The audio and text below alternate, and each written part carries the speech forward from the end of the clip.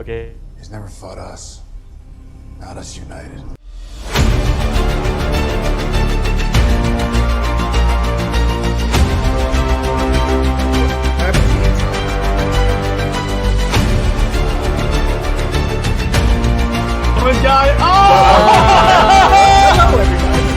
My favorite arc. Sorry about that. I thought the intro was playing, but all right. So, welcome to movie night. Today we are talking Batman: Mask of the Phantasm, otherwise known as the best Batman movie of all time.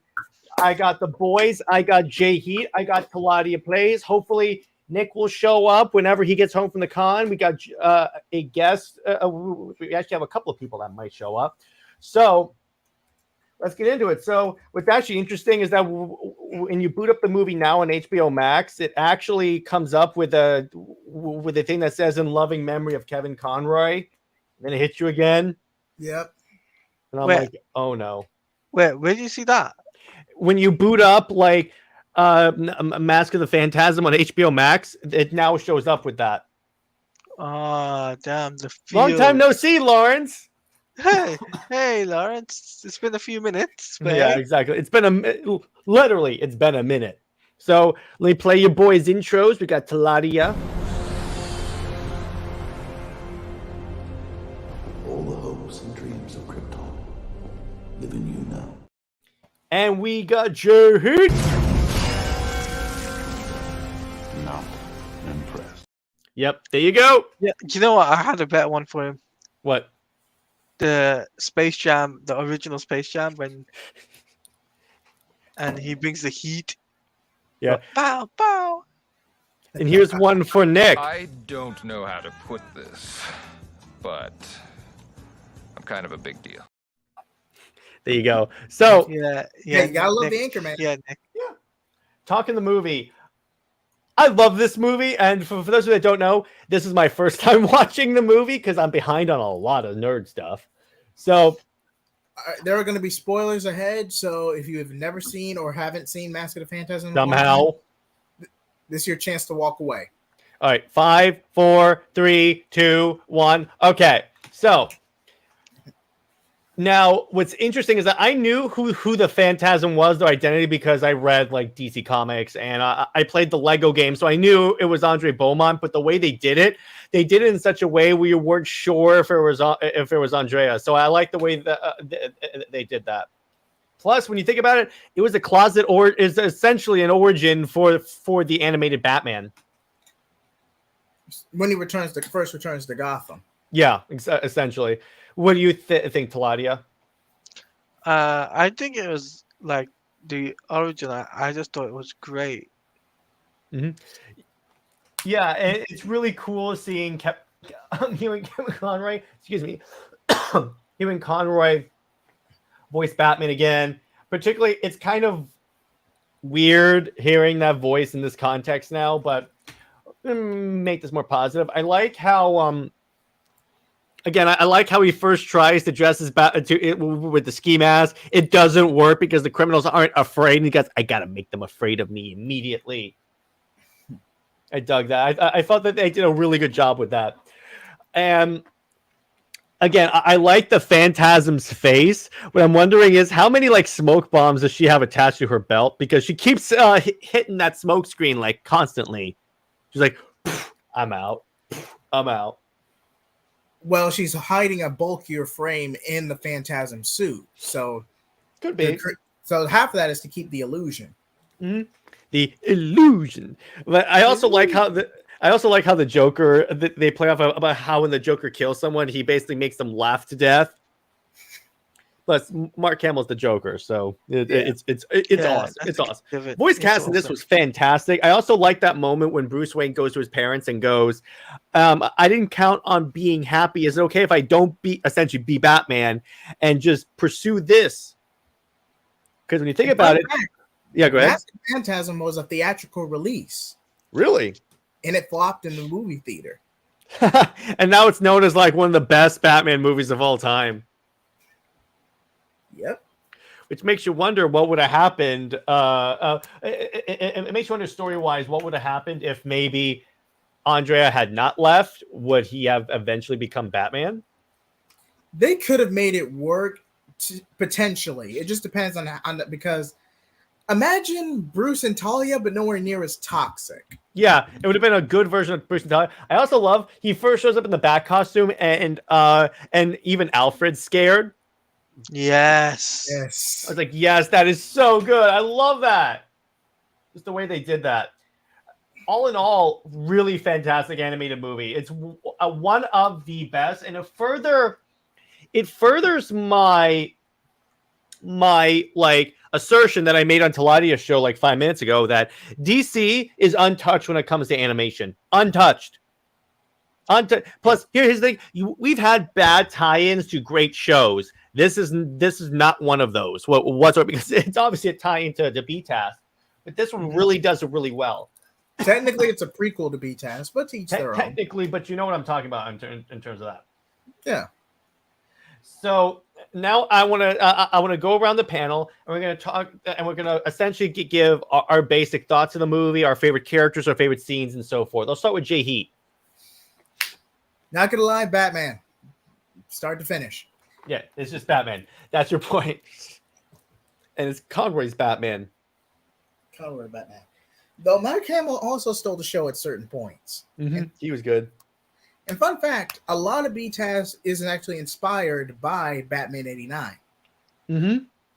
Even Joker's mob boss origin. Yeah. Which makes sense because didn't 89 obviously came before this, and that was like the thing that proved that Batman can 3 be dark, years. and then you have exactly, by a couple of years. And essentially, so really, if you wanted, you could just watch this and then go into BTAS. In other words, just because this is pretty much a prequel how he became Batman, and then gets to BTAS because the way they established the timeline. What about you, Taladia? Sorry, I was paying attention. Sorry. Yeah. What about you? What are your thoughts on the movie? Your favorite scenes, favorite characters, and such? My favorite scene obviously is the birth of Batman. Yeah. That's a given.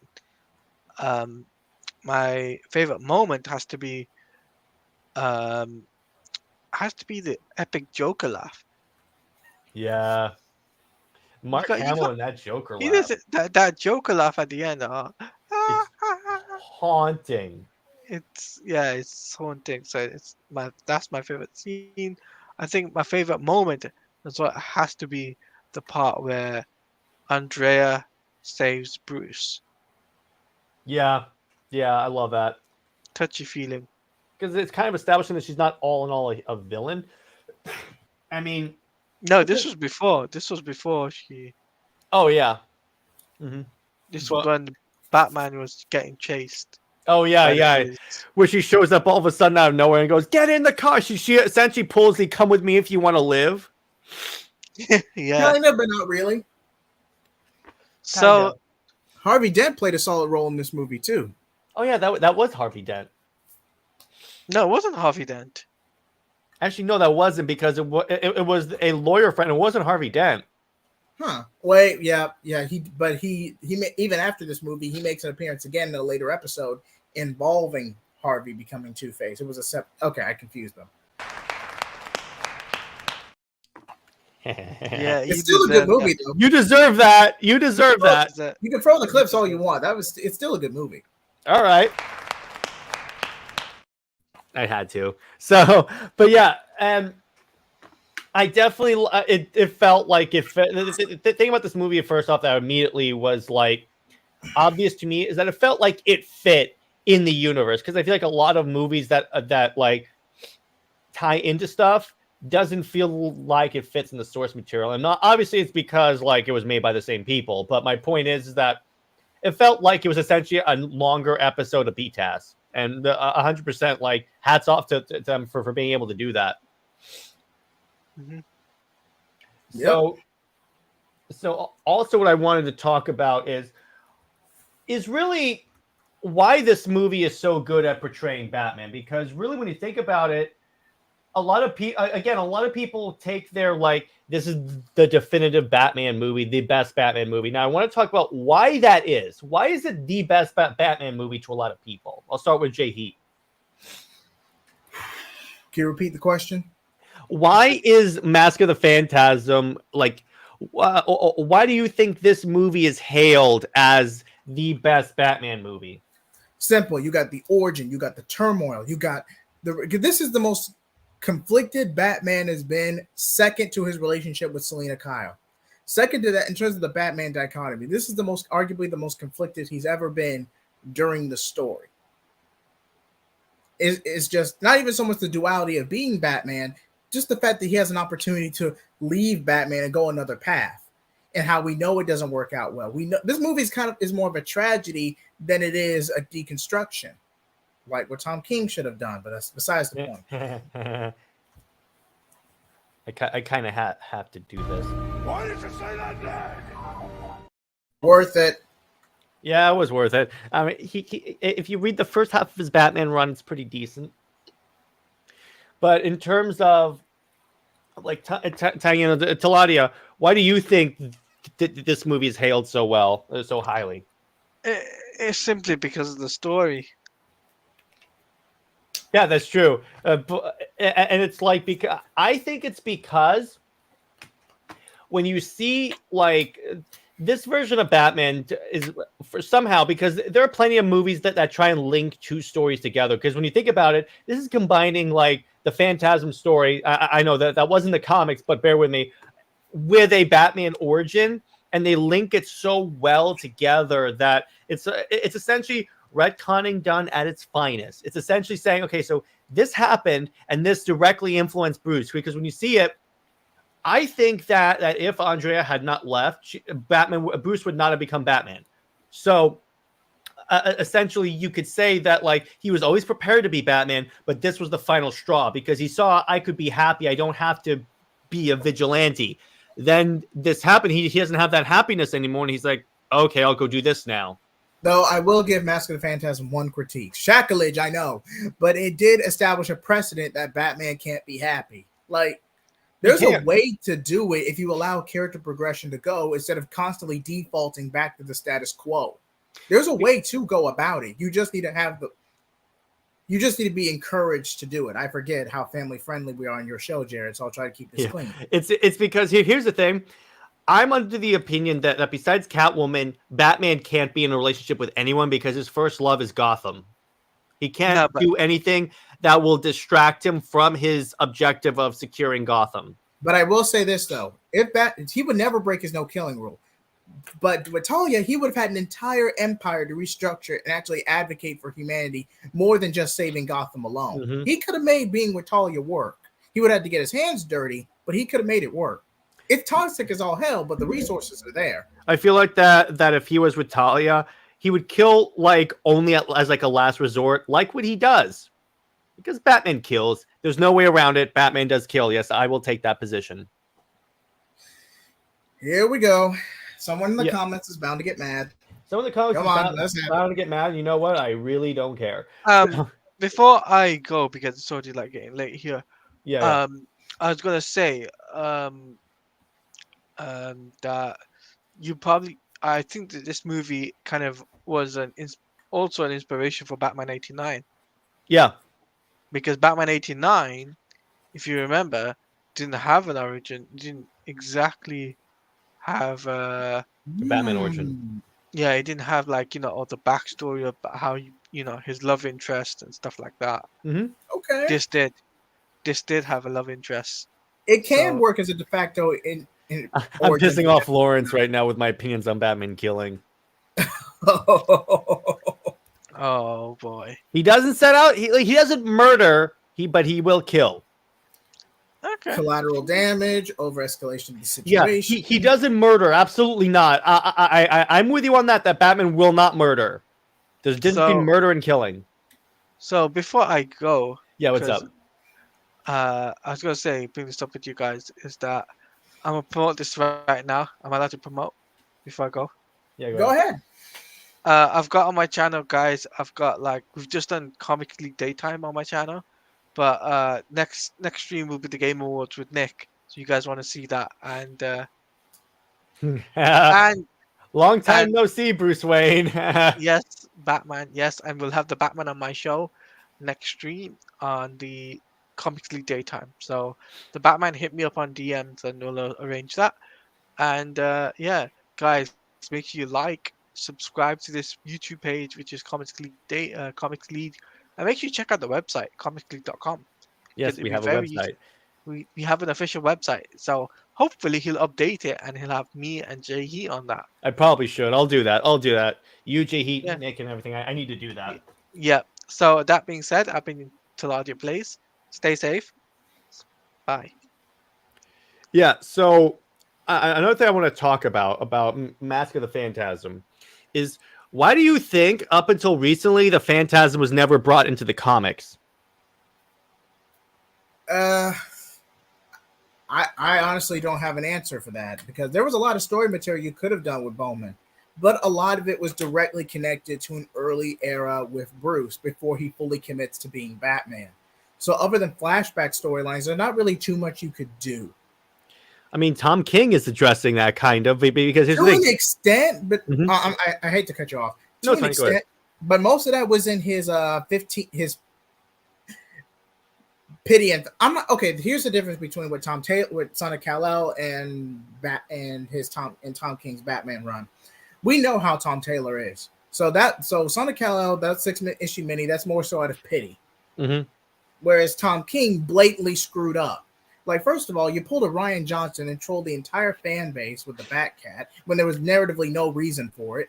Next, you pretty much drag the City of Bane arc in of itself. This isn't even so much about Alfred. There was just so much goodwill was lost by episode 85, they had to cut him. By issue 85, it's not a show. Sorry, my fault. By issue 85. He lost so much goodwill as the main Batman comic writer by that point. Mm-hmm. Though I do appreciate he did get his last 15 in the form of a Black Label anthology series. But even when you go into that book, in one direction, you got Phantasm's canonization. On another, you got and then you got the whole Selena being a bad mother with Helen a Batwoman. And then all of a sudden, she would be a bad mom, though. Yeah, I'll give you that. I ain't gonna lie. Yeah, that's realistic. Come on, dude. And we got another buddy coming in. I am Phoenix! Yep, that's right. He's here. What's up, Nick? How'd the con go? It was quite the con job. I channeled you on Taladia's stream where we talked about like bad puns, and I essentially made 60% of the time it works. Every time. So you shield for Wonderbat?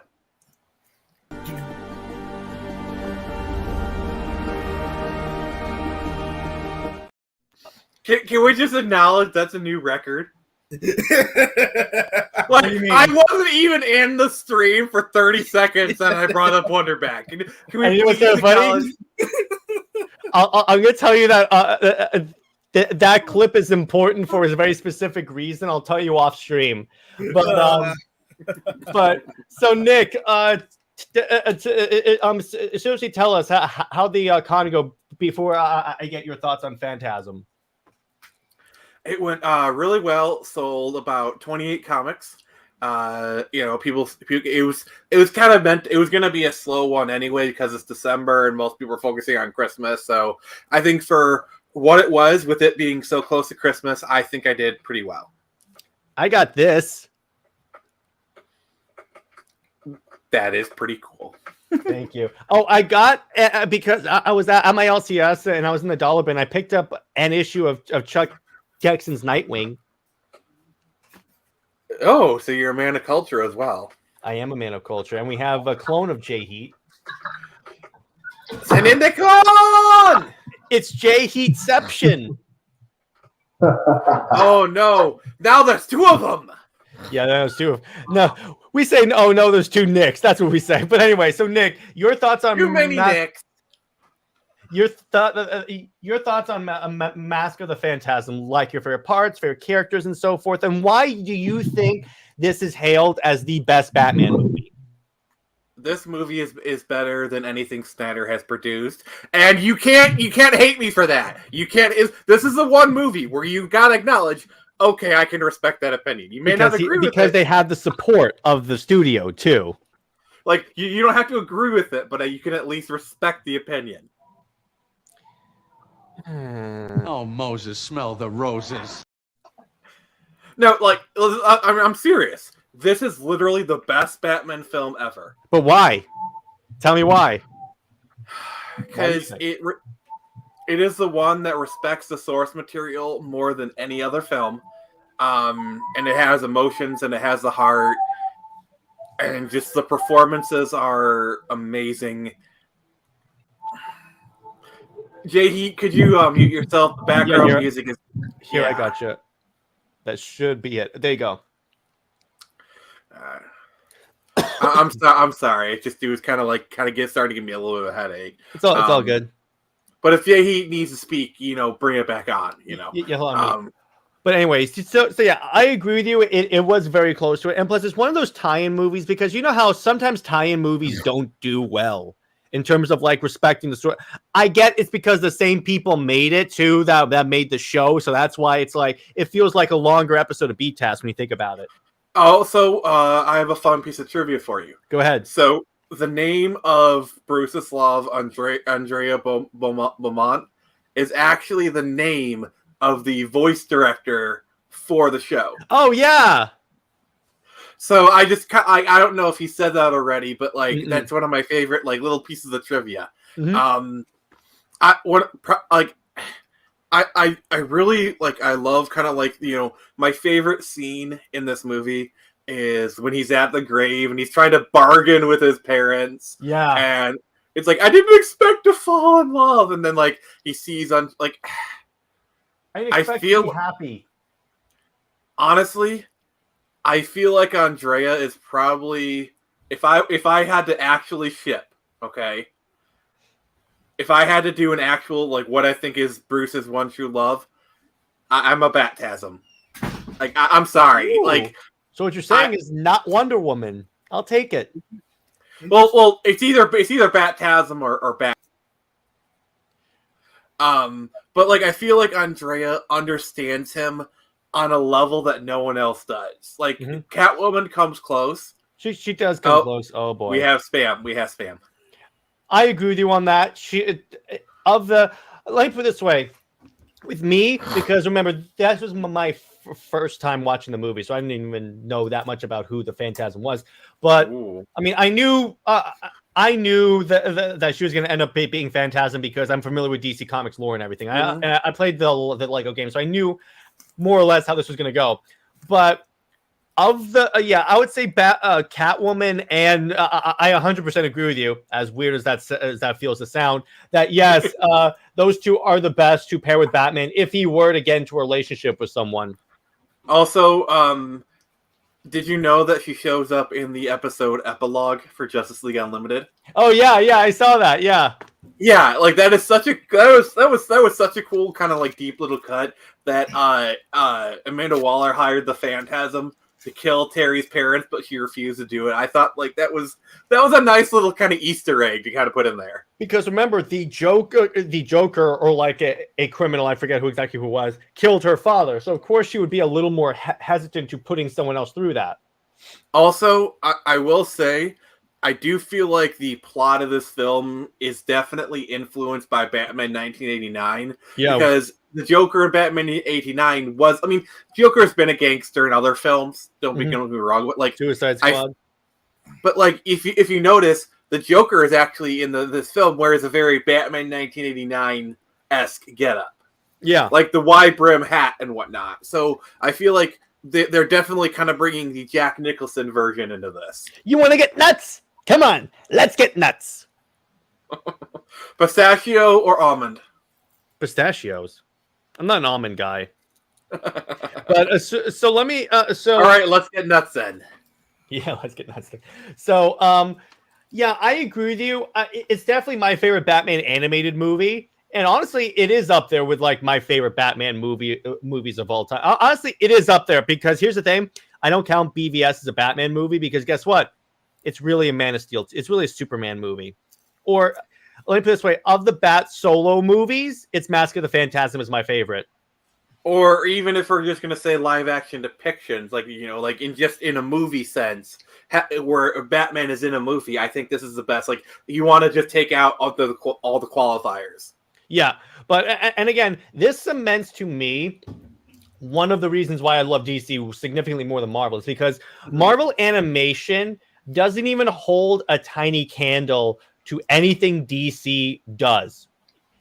What's really funny is the whole like direct-to-DVD movies things. Marvel actually started it with Ultimate Avengers, which I actually got to say, Ultimate Avengers is actually not bad. Like 1 and 2. We're gonna cover it on movie night. Those aren't like, like the next movie we'll talk. I want to talk to you after this. I got a special request. Sure, but we'll talk about that after the show. We can do we can do that. Yeah. But yeah. So, but and Marvel sometimes does, but like DC just took that ball and ran with it. What are some like other? I think the Doctor Strange movie I remember watching wasn't bad. I watched the Iron Man one. The Iron Man was great. Yeah, the Doctor Strange one was pretty good, but like Planet Hulk was dope. If you read the comic, it's legit. Like it's one of those Dark Knight Returns level of adaptation that's very close to the comic. I just feel like DC did it so much better. Like they just they just did so much really good content. There's so many good DC films. Oh my god! Have you seen Batman? Like the Richard Dragon movie. Mm-mm. Batman. I think it's Batman Ninja or something. Or I've watched Batman Ninja. It's very ridiculous. But I think it's Batman Soul of the Dragon. I think it is. Where it's. I haven't watched that. It's basically a 70s kung fu movie. It's more of a Richard Dragon movie because like Bruce is barely in it. Like he's he's only in Batman for like 2 scenes. It's basically a Richard Dragon movie, but it's actually pretty good. It's got that 70s kind of kung fu vibe. It's pretty good. So, by the way, to give you guys a hint about what we're doing for movie night, all of the DeCamo movies. In other words, we're not watching all of them for one stream. What we're gonna do is weekly. We're gonna watch. I'll get a watch order. That sounds like a pretty long-term project. Yeah. I'm gonna get I'll get a watch order for DeCamo. I'll send it to all you, and we'll go through each movie, starting with Flashpoint. Please tell me every now and then we'll like take breaks and kind of watch something else because we can. That's a good idea.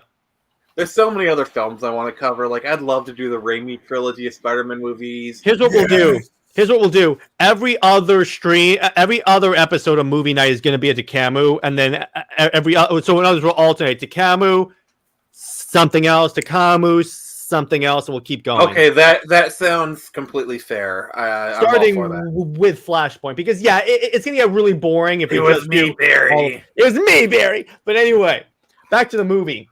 So I agree. Plus, if you notice, Nick, I don't know if you watched on HBO Max, but when you watch on HBO Max now, it starts off with a graphic that says "In loving memory of Kevin Conroy," and that is like it hit me right here because I'm like, oh. 1 second, I need to go grab something. Ooh, interesting. All right. So while Nick goes and grabs his something. So I was on my cell phone last night, and so like the quality wasn't really that good. I kind of showed something off. I didn't really give it the just due. Jared knows exactly what I'm going for. All right, let me grab it.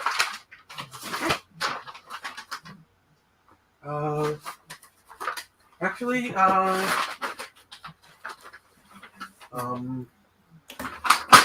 let's see here. Trying to decide which version I want to grab. Version. There's multiple versions. Oh, come on, Jared. You know exactly. Yeah. I know what you're talking about. In fact, you know exactly what I'm getting. I might as well put up the banner for that then.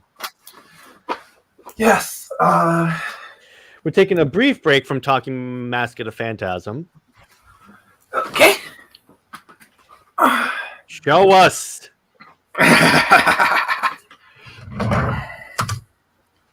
Oh. Here we go. This is the hollow foil version. Looks so cool. This is like fully hollow foil of Screecher, by the way. Mm-hmm. So the reason why I had a thing that got triggered is this. Can you read it out for people?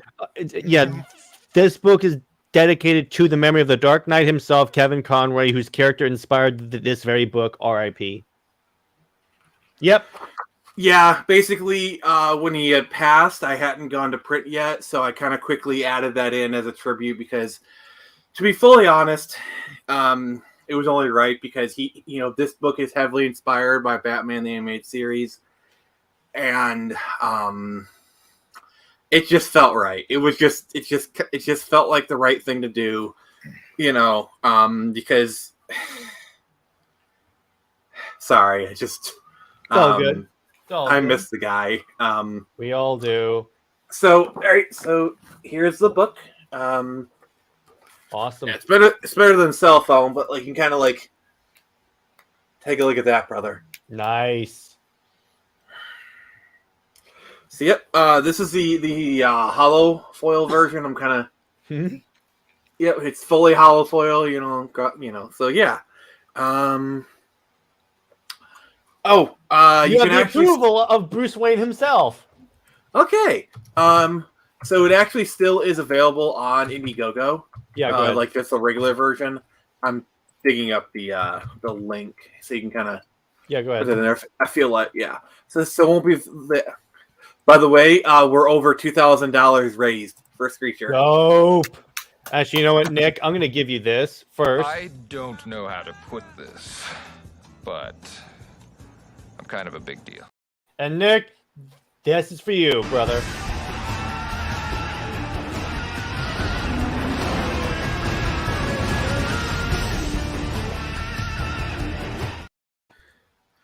All right. So, can you share the link I sent you? Already in there. All right, Batman, if you want to grab a copy of Screecher, there is the link to do it. So right now, the comics are literally on their way to the fulfillment person, Critical Blast. There's a few miscellaneous items that I had to order, like the 6 a.m. sticker. The Xevious prints are on their way. I was talking with them about it last night. So everything has been ordered. Some of the stuff needs to come to my house, and then I'll send it off to the fulfillment person. So right now, the way it's looking like, everyone who ordered just the comic is going to get theirs first. That's the bulk of the orders. Mm-hmm. Then the rest of them might have to wait till January. But that's kind of where things are. So you might have to wait to get your calendar edition. But that's kind of where things stand right now. All right, that's fine. It looks good. I'm excited. So, back to Phantasm. And by back Screecher, I will consider it a personal favor. So, back to our scheduled program.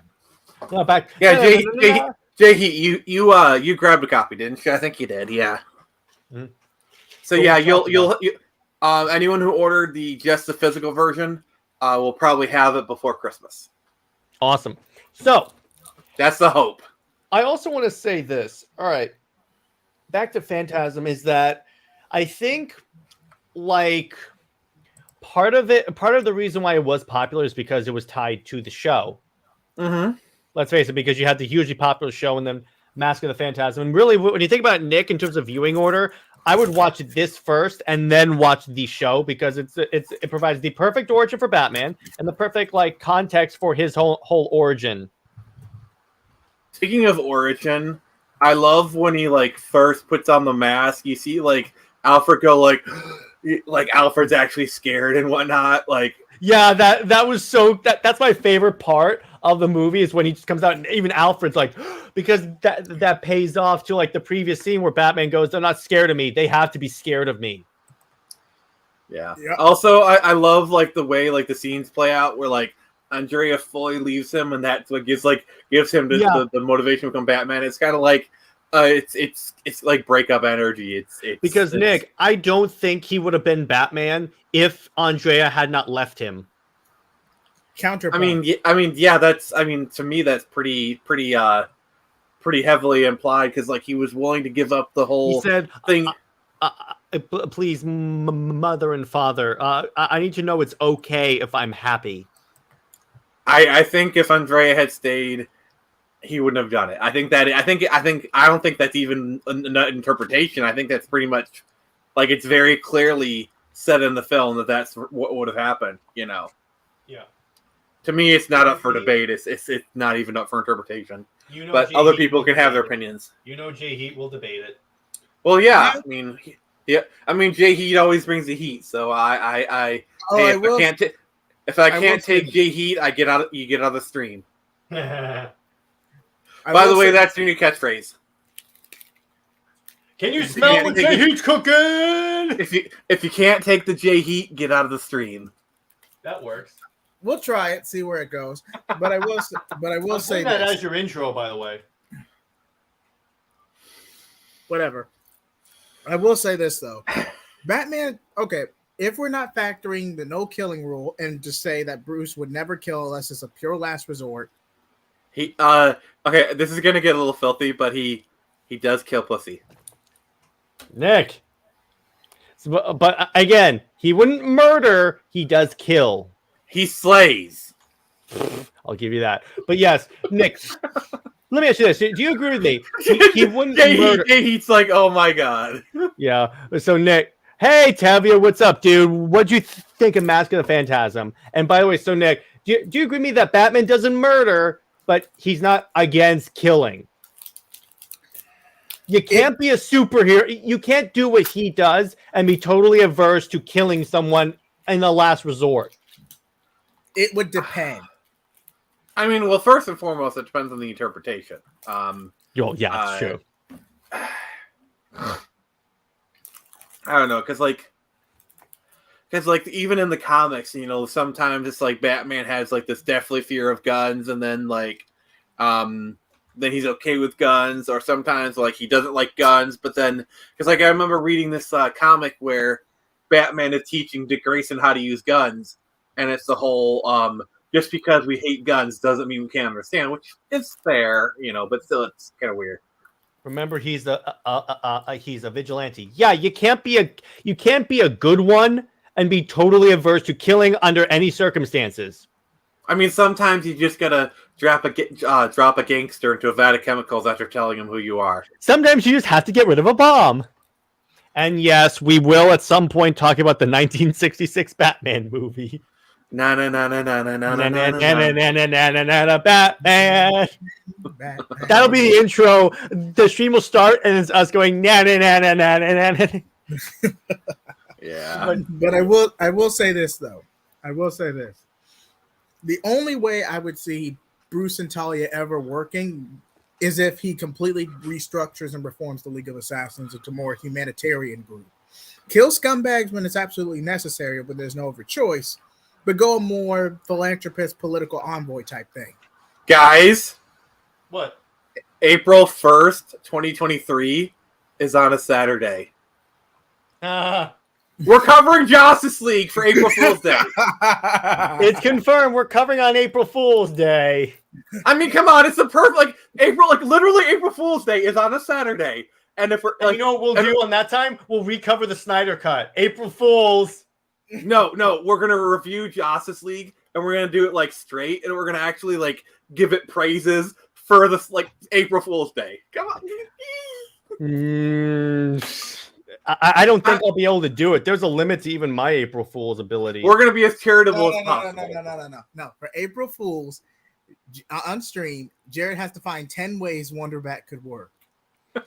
I'm just saying, because and you guys have to do the same, but for Super Wonder. That's fair. Hey, all's fair in love and war. But I just feel like because it's on the day we usually do these streams, we have to do something crazy. Yeah, we're gonna do. Okay, that's when we'll do the Battle of the Ships. Except we'll completely do opposite. I have to give the arguments for Wonder Bat, and you guys have to give the arguments for Super Wonder. Well, that's it. We're doing it. That actually wouldn't be too hard for me because I'm friendly with Super Wonder. Honestly, the only reason I do Wonder Bat is just I know to piss me off, but I'm just saying even Snyder Queen has to. No, I got you one better. You have to defend Batcest. Oh no! Oh no! I'm not participating in that one. Okay, no. Here's the thing. We all pick something for each other, like a topic that we know we all that person hates, and they have JJheat has to defend Tom King's Batman. Okay, what do you guys pick for me? Like, what do I have to defend? Like, what is that? What is like? I'm trying to think of like something that I know I hate that like I have to defend. Yeah, you have to defend the Avatar, the Last Airbender movie. Oh, that is a war crime. Yeah, there you go, dude. If I have to defend Wonderbat, you have to do that one. No. There is no movie in Ba Sing Se. They haven't made an Avatar movie, so I don't know what you're talking about. There is no movie in Ba Sing Se. There is no live action Avatar movie. It doesn't exist. Cheater. The last. I could say no one defends Wonderbat. And by the way, I'll defend it all day. Team Diana, the Batman. Thank you. Here's I got Batman on my side, a-holes. No, Wait, no. You said Team Diana. Here's a movie that I'm going to defend. The movie that I've refused to see. The movie that I've refused to see out of absolute protest. I am going to defend Captain Marvel. Oh dear God! Oh, I will take one for the team. I've refused. I've literally refused. See, it's either that or I defend Rise of Skywalker. No. Rise of Skywalker has more redeeming qualities than Captain Marvel. Okay. Which is worse, The Last Airbender or The Last Jedi? Last Airbender. Last Airbender. Last Airbender is better than The Last Jedi. Look at the Batman. Look at the Batman. Okay. Good luck. Okay, so this is going to be controversial. What I'm about to say is controversial. I actually like The Last Jedi better than The Force Awakens. Wait, what? Okay. Okay, so JJheat, are you going to drive me over to his house right now? Oh, Lawrence Snyder. Oh, that's actually not that hard. You have to defend Megaforce. No, I have to defend Super Megaforce. Yes, there you go. That's it. That's it. Oh my god. Like that. You I was thinking it. Yeah, like do you want me to just shoot myself on camera? Because like I will do that if I have to defend Super Megaforce. Oh my gosh. And by the way, I as a fan of Power Rangers, I agree with you on that one. Jeez. Same. You don't even know like just how bad Super Megaforce is. Like how many like mind baffling decisions. How many like it is like almost it breaks the mind. Like why the fuck did they do that? I'm sorry, cursing. Or how about it's fine. How about when they start the first scene is like the Red Ranger dreaming about the final battle, but they never address it later, or why he has mind powers. It would be one thing if they just forgot about it, but they literally mentioned it in that episode. Or like when the Black Ranger becomes the Green Ranger and he asks, "Hey, dude." There's a simple explanation for that. And then all of a sudden they just like go to nope, another monster's invading. Oh my god, it's been a while since I've seen that would be so much fun. Actually, you know what? Yeah, you're defending Super Megaforce. You have to defend it like you're a Twitter user defending She-Hulk. You know, actually, like honestly, it may be the ending of our friendship. I will. Okay. Actually, what I think would probably be the best way to do this is do a live reaction stream for Super Megaforce where we do like a watch along, and it's like I have to rant about it and whatnot, and just watching me rage. That would be such great. That would be great. Yes. That'd be the one time I'll even allow you to curse. Yes. Because you know what? I want unrestrained Nick. That's what I want. Actually, Oh, I know. Here's another one. You watch Batman Hush. It's not that. No. If you want to really torture me, make me watch Birds of Prey. Oh, I've never actually. I wouldn't wish that on my worst enemy. Okay, so actually, you know what? Also, audience, make suggestions on what we could all watch. Oh, I got the best one, but we'll probably have to go to Insane Asylum. We're gonna have to defend She-Hulk. That show has more ridiculous. Look at JJheat! JJheat was like, "Fuck this, I'm He's out." like, nope, no, I'm out. That was so good. Oh gosh. Oh my gosh. We'll be calling He's each other as sexist and misogynist throughout the entire stream.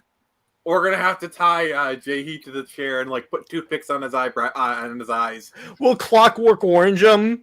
That's exactly what I was thinking of. You read my mind, bro. And that's a scary thought. All right, I got some. The Bayverse, The Last Night. Bro, I'll watch why a good are you so action mean? movie. That's mean. But Hey, you brought She-Hulk into this.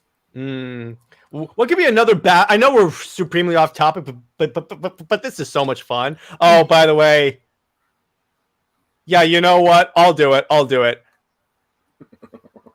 You have to watch. Let's see what's another a really bad thing that Tattoo teenage fighters from Beverly Hills. no. Oh, No. what was that? No. What was that What was that Power Rangers like thing that you guys sent me a picture of that looked really horrible? Tattoo teenage fighters from Beverly Hills. Yeah, we'll react to that. No. We'll react to a Logan Paul vlog. No, what we could do is we could react to Masked Rider. Well, Masked Rider is actually pretty decent. It's just That's I was not gonna- that bad. because I was thinking Furbus. Like Furbus, it's just we react to a Furbus compilation. Okay. Yeah. Again, all right. Audience, you can pick what would Nick react? What should Nick react to for April Fools? We'll go all around the panel. I think Captain Marvel is probably the best. Captain Marvel is probably the best. I don't see how anyone's gonna top that, but Because like I we'll think try. for April Fools, probably the best content is we each pick a movie for someone else, or That's or good. they. It's like we Secret Santa, only evil. we have to pick something that we know the other person hates, and they have to defend it. So what do we think we should do for Jared? What should we pick? Hey Medina, what's up, Star-Crossed. dude? He has to defend the Star-Crossed episode. No, I want him to defend Justice League. And by the way, Medina, in case you're wondering what we're doing now is we're talking about, so for our April Fool's stream, because it's going to be a movie night, we're talking about what things we hate that the other person has to defend. And Justice League really- is up there. You have to do your best, like not lie, but just do your best. Watch, I'm just silent the entire stream. Or you could say it's like, I like the parts that are obviously the Snyder cut, you know. Here, I like the parts. No, This you would have be to the at least entire pick- stream. Here's you what I have to at liked least- about. Here's a comprehend. Here, I'm going to list my top 5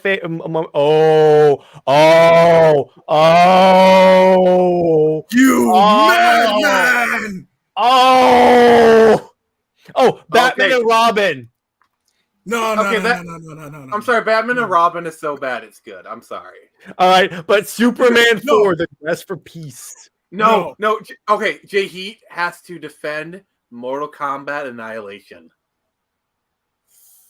I'll take Too bad you shall die. Okay, and it should be one movie and one comic book thing because I want JJheat to defend Tom King's Batman. All right. For me, I'm gonna have to defend. No.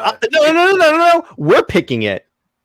I just know that you guys are gonna pick the Peter J. Tomasi run of Nightwing just because like how much I shit on it. No, you're gonna have to defend. No. JJheat, I got it. He's gonna have to defend Rick Grayson. Oh, I thought you guys were gonna pick Riri Williams. Thank God. Actually, Thank that's a God better he- idea. Yeah, you're gonna defend Riri. Jared, I I hate got- myself so much right now. That was so good. What were you saying, JJheat? I'm sorry. Congratulations, Nick. You played yourself. Yeah, I was like, you should have shut up, dude. and Jared has to defend Heroes in Crisis. Oh. That's what you get. No. I'll do JJheat it. has to JJheat has to defend One More Day. Oh, them's them's fighting words, Nick. You're doing a lot of fighting words, dude. Hey, you guys. I mean, I played myself, but still. Oh, that's a better argument for what I have to do. Oh, geez. No, Tevia has to defend. No, Tevia has to defend Son of Kal-El. Oh. Yeah, there you go, Tevia. If you're watching this, that's your assignment. Hey, I don't know if you guys will have the energy, but maybe around 11 or close to 12, we can do a late night stream and go in more detail about. I'm going to see a movie. I'm seeing a Black Panther tonight. We could do it tomorrow. Yeah, tomorrow. Tomorrow would be better. Mm-hmm. Yeah, we'll do it tomorrow. Clash of the Red Rangers. I need to. Is that part of Beast Morphers? Let me look that up. Oh boy, if it's Beast.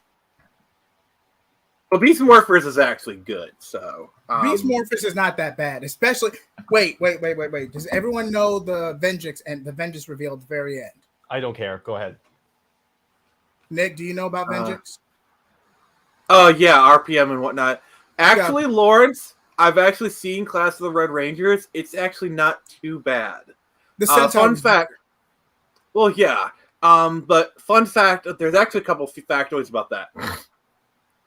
That was the first time that they'd used the Sentai crossover footage since Lightspeed Rescue Lost Galaxy. Because after that, for all the team ups, they use original footage.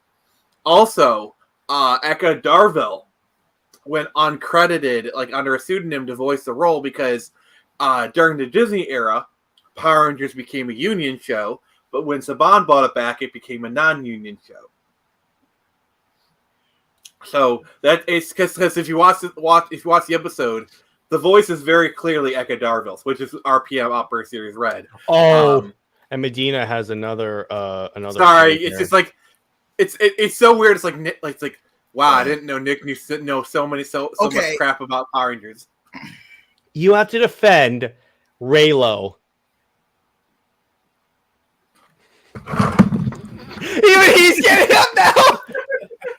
No, but JJheat, I think Medina may have picked mine. If I have to do that, watch. I'll do it now. I'm out. We all just get up and leave. This is so much fun. I love this. Oh, jeez. Y'all can. The show must go on. Y'all cannot break me. I have to watch and defend the Adria. I have to find and watch the Wonder Woman pilot. No, you have. Actually, that one's actually decently entertaining. I got one.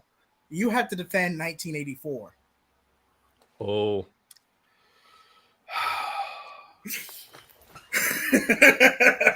No, okay, JJheat, you have to defend Batman.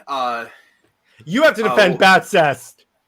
No. Actually, I was gonna say you have to defend the first part of Batman Killing Joke. You have to defend not the actual Killing Joke portion, but the actual first part. Oh my god! I love how. No. Defend Van Forstick. Well, actually, the Roger Corman. Who made that comment? The Roger Corman Fantastic Four. I feel like that one is like Van Forstick is indefensible. Actually, did you know there's a air quote Snyder cut of that movie, and apparently it's way. There's that exists. What? That exists. I mean, if it exists, people will ship it. Yeah, it's essentially like that's Rule 35. That's be crossing a line. I guarantee you, if you go onto the worst parts of Tumblr, I'm sure there's people who are shipping Bruce and Alfred. I guarantee you there are people who ship Talia and Damien. I guarantee you. What the as stupid as that sounds, I'm not defending it. I'm just saying I guarantee you on some parts of the internet. God. So Tevia, for once, is getting us back on topic. Masculine Phantasm is such a great movie. Yeah, what the heck? I came up with it for memes after watching Hollywoodland. Yeah. So back to Masculine Phantasm. Please. So we know what we're doing for April Fools. We're gonna get really creative with this one. I may even have to buy a Captain Marvel T-shirt. We are gonna finalize what we're gonna watch probably in the weeks leading up to it. Yeah. So anyway, back to a better topic to discuss. So Like you mean like Batcest? Should I just leave him there? Or... I was planning like I wasn't planning for those to go live. I'm so sorry. Yes, Yeah, we don't talk about that. I don't know. That was just the first. I was just essentially using that as an example of people that will ship. I would not be weird stuff. surprised. There are people that ship the Super Sons as their 10-year-old selves, mind you. And just like that, I have vomit. Yeah. I'm sorry. I've developed a form of Oh, hey, Snyder Queen, I got a very special clip for you. Here you go. This is very special for you. I made this with the caring in my heart for you. Ladies and gentlemen, Snyder Queen.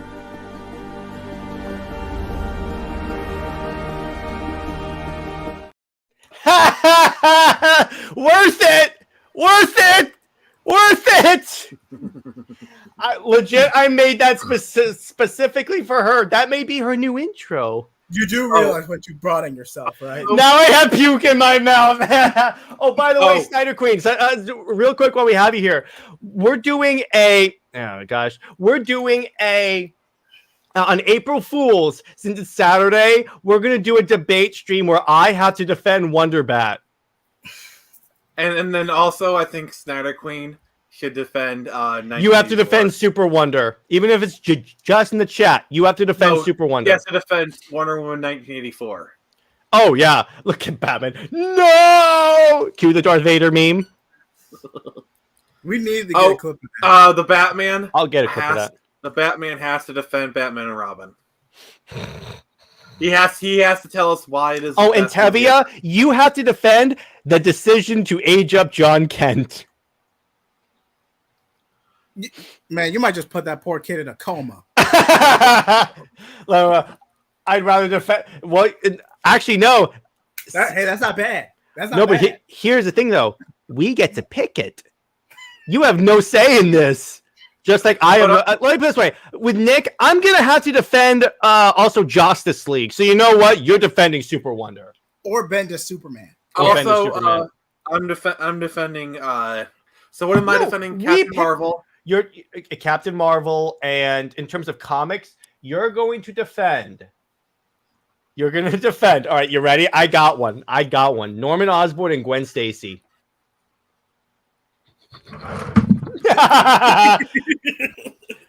Lawrence Snyder, you're defending. Fuck you. All right. No, all right. That's a decision. You have to defend that. So, what's Lawrence defending? Oh my god, I'm defending Sins Past. Just kill me now, please. Hey, I could say the same thing. I can defend Bendis' Superman. So, get a... No. Sins Past is worse. It's worse. No, I know, but you know what? Since you have me defending Justice League, that's worse. It's just perfect because someone has to defend Joss Whedon's treatment of Punisher. Oh boy, no, you have to defend the Jason Aaron Punisher of him being a terror. You have to defend.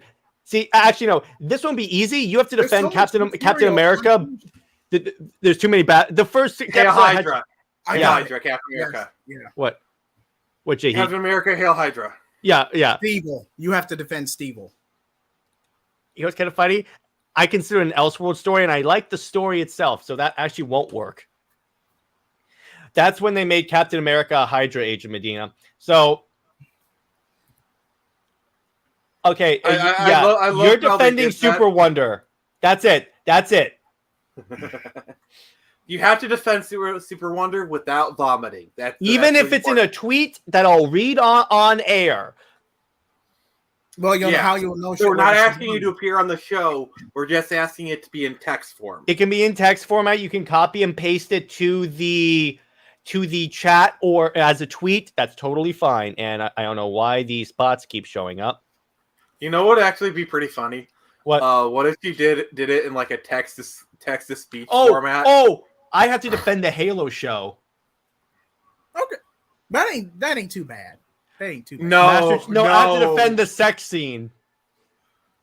I have a buddy of mine who would have an aneurysm if I asked him to defend that. Okay, I'm legitimately asking you not to ask me to defend this. Please don't ask me to defend Wheel of Time. I literally. Well, in fact, guess what you're defending right now? No, I'm only kidding. I'm no. only kidding. No, like that. Like I will literally never speak to you. Like There's no good. defending Wheel of Time. There's no defending that. Wheel of Time is like literally my favorite novel series of all time. I read it for like 20 years. It's really important. Defend Riverdale. Archie becoming a superhero. I mean, Riverdale is this is how I describe Riverdale. Riverdale is a show that makes jumping the shark a sport. Like they actually make JJheat, you have to defend. Are you ready? The worst seasons of Flash. So basically every season, but season 1. Or actually, you know what? I got it. One of us has to watch and defend Batwoman seasons 2 and 3. I was about to say one of us has to watch and defend Batwoman.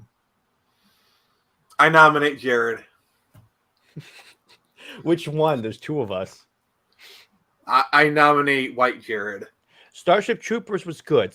So quiet. Yeah. All right, I'll tell you what. JJheat, you and I are going to do rock, paper, scissors on who has to do this. Man, I hope I don't get this. We're going to do rock, paper, scissors. You ready? Okay. No. The loser has to defend Batwoman seasons 2 and 3. The winner has to defend Big Bang Theory. Big Bang Theory is not that bad. Wait. That's not a ding. Okay, fine. I'll have to pick something else then. Let's see here. Trying to think of something like really cringy. You have to defend Jodie. The winner has to defend Raylo. No, you have to defend Grace Randolph. Okay, you know what? All right, we're gonna do rock, paper, scissors. Are you ready? No. No, I got this even better. The winner has to defend Walter Hamada.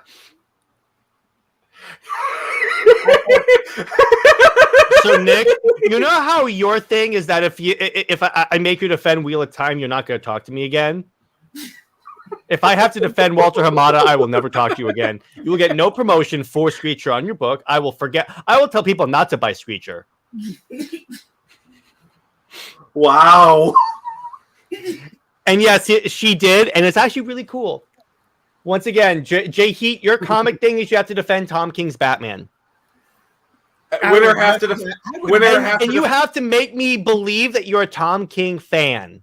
I would rather defend Heroes in Crisis before I touch JJheat. How about this? How about start of Jared's villain arc?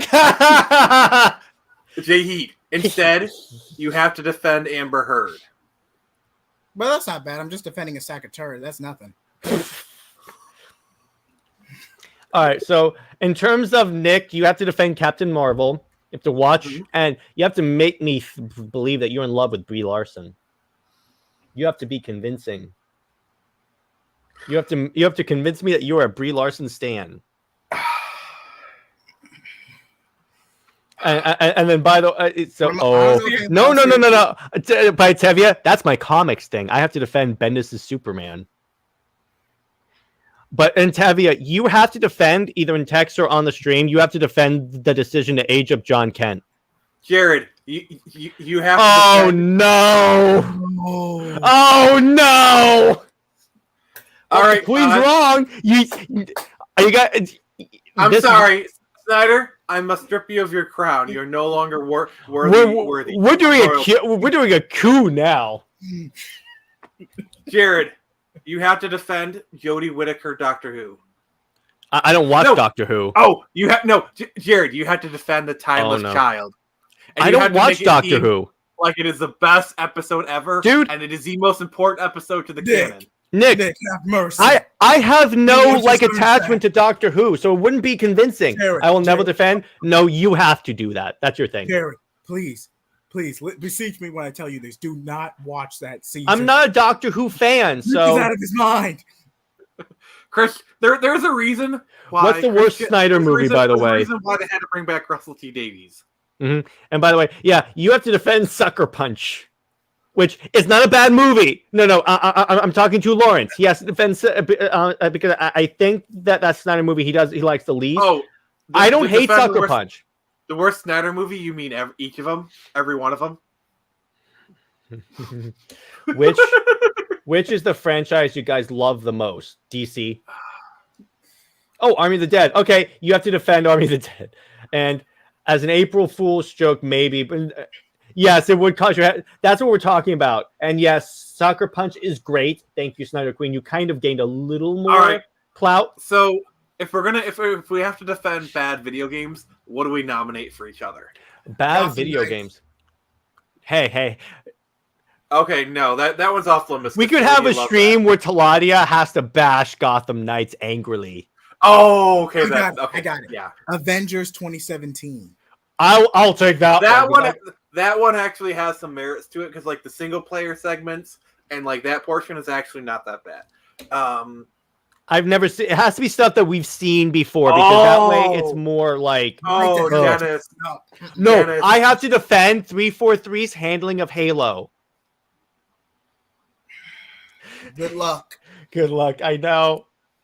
And then, by the way, the structure of this stream, what we'll do, and then I promise we'll get back to Mask of the Phantasm, is we'll go down the line. In other words, we'll go around the panel, and every one of us we'll take turns. We'll do our comic thing, and then our movie thing, and then we'll move on. I can't wait to hear Nick explode. I have to defend Pokemon Sword and Shield. Oh, you have to defend. Is the worst one include the Ultimate Edition? EVS is a good movie. I don't know what they're saying. Yes, thank you. If we're counting the Ultimate Edition. If you're counting the Ultimate Edition. If you're counting the other one... Even the regular one is actually pretty good. Yeah. So, yeah. I'm thinking, who has to defend Superman 4? Jeez. Who's going to take that bullet?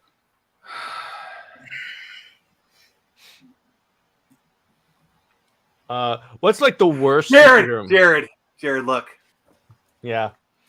Okay, it's Jared. I'm already defending Justice League, so I already have a movie. Yes, but the nose knows. Sorry, I control the stream, so I'm taking executive privilege. Who has to defend Morbius? Like the Morbin time. It's Morbin time. It's Morbin time.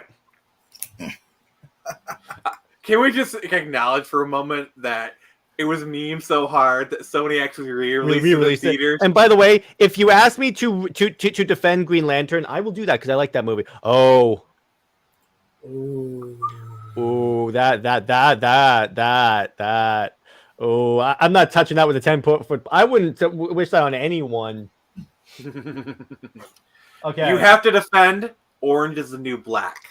I don't watch that show, so I'm not interested. JJheat, you have to defend Orange is... I'm not a fan. Orange is the New Black. You have to convince us why that show is the best. He's out. We lost him. He's out. Let's see. What's another good one? What's another one? TMNT 3. Ninja Turtles 3. Wait, are we talking about the 80s TMNT 3 or the... Oh, Nick, you have to defend the Steel movie with Shaquille O'Neal. I actually kind of like that movie. I saw it as a kid. So, what's another good? You have to defend the Spawn. I love that movie. I love that movie. Like, so I don't know what you're talking about. How about CW Supergirl? No, I got it. I know what Nick has to defend, not Captain Marvel. You have to defend Catwoman. Which one? The one with Halle Berry. That's actually pretty easy for me because I actually watched it a bunch when I was younger. Come on! No, you know what, JJheat? Your movie is Catwoman. Hey, come on, it's Halle Berry. Come on, give me a challenge. You guys are no fun. I can't pick a movie. The movie is bad, but it's Halle Berry we're talking about. So at least JJheat's gonna have something entertaining to look at. Who wants to defend Howard the Duck? Hey, don't badmouth Darkwing Duck. No, Howard the Duck. Howard the Duck. Oh. The dude with the duck has sex with a woman. No, he has sex with Marty McFly's mom. So does that make it so Marty McFly hatched from an egg? Yes. Oh, Nick. Okay, are you a fan of Power Rangers Turbo? Actually, Turbo Power Rangers movie is actually not that bad. Okay. Oh, the critical consensus is no Power Rangers. You have to defend Ghost Rider 2. Who wants to defend Ghost Rider 2? That's the worst. I actually feel like Ghost Rider 2 falls into the so bad it's good territory. Mm-hmm. Like it's like a living Looney Tunes cartoon. The first movie actually I think is pretty good. I wish I had a friend that was like a huge X-Men fan, because then I'd have him defend X-Men 3. Now the Last Stand was not that bad. No, I mean Last Stand kind of falls into the same pitfall. As that bad Spider-Man as good category. No. Here's the thing. X-Men 3 falls into the same pitfall that Spider-Man 3 does, where there's a good movie buried in there. They just put so much fluff around it that it just ends up not working. Like Spider-Man 3, like the Sandman stuff, is really good. Who wants to take Elektra? Elektra was pretty good. I hate that show more. Okay, yeah, you'll defend Operation Overdrive. Disney Okay, that's Star what you want, Wars Lawrence. Erasing Legends. Oh, who wants to take that one? Oh, that might give me a heart attack. The Supergirl movie from the 80s. That one, actually, Supergirl post season 3 is what you know, because I feel like Supergirl season 1 is actually pretty good. Like when it was on CBS. Yeah. Have you guys? And even seen the season movie 2 Max wasn't too Steel? bad. Oh, you have to defend the Naomi show. Naomi. Defend Naomi. There you go. Defend the Naomi show. Jared, you have to defend Bible Man. Oh, Jesus. Pun intended. Oh, jeez. I'll do that. You know what? I'll legitimately take that. Oh my gosh. No. We're reviewing that movie for Easter. Oh my gosh, that's good. Oh yeah. We're doing that. We're doing that. Oh my gosh. I think we just broke JJheat. Oh my gosh. I mean, it's either we do Bible Man or we do Ghost Rider or Spawn. Either of those are. We're going the exact opposite direction. From crappy to good. No, from Christian to satanic is what I was going for. Ooh, aging up Supergirl from teen to adult. Wait, CBS? CBS did that? No. I think he means like we didn't see Supergirl being a teenager. Yeah, I mean we got to sell it in flashbacks. We basically saw her like young adult 20s, which I thought was fine. You know, Yeah, it's better. That's more of an aesthetic choice. I get where you're coming from, given the whole Clark and Kara dynamic, but that was more of an aesthetic choice. See, the biggest Oh, problem Nick, wait. Tevia, you have to defend canceling Young Justice. That's just cruel. I just thought of that when we were talking about CCW stuff. But actually, you know what? I think I'm being brutal enough. I'm not going to make him go anywhere beyond defending John Kent being aged up. So no, Tevia has to explain why making John Kent gay was the best decision ever. Well, for see, if they had done something with it beyond Son of Kal-El, it would have been fine. It's not that. They really did,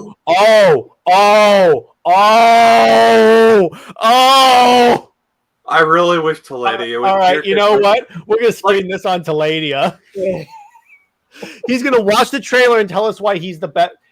Yeah, he's bi, he's not gay. But here's the way the comic book industry works is that bi might as well be gay. And by the way, so I remember some really good comic books I got from a Christian bookstore. And actually, I have something actually really cool.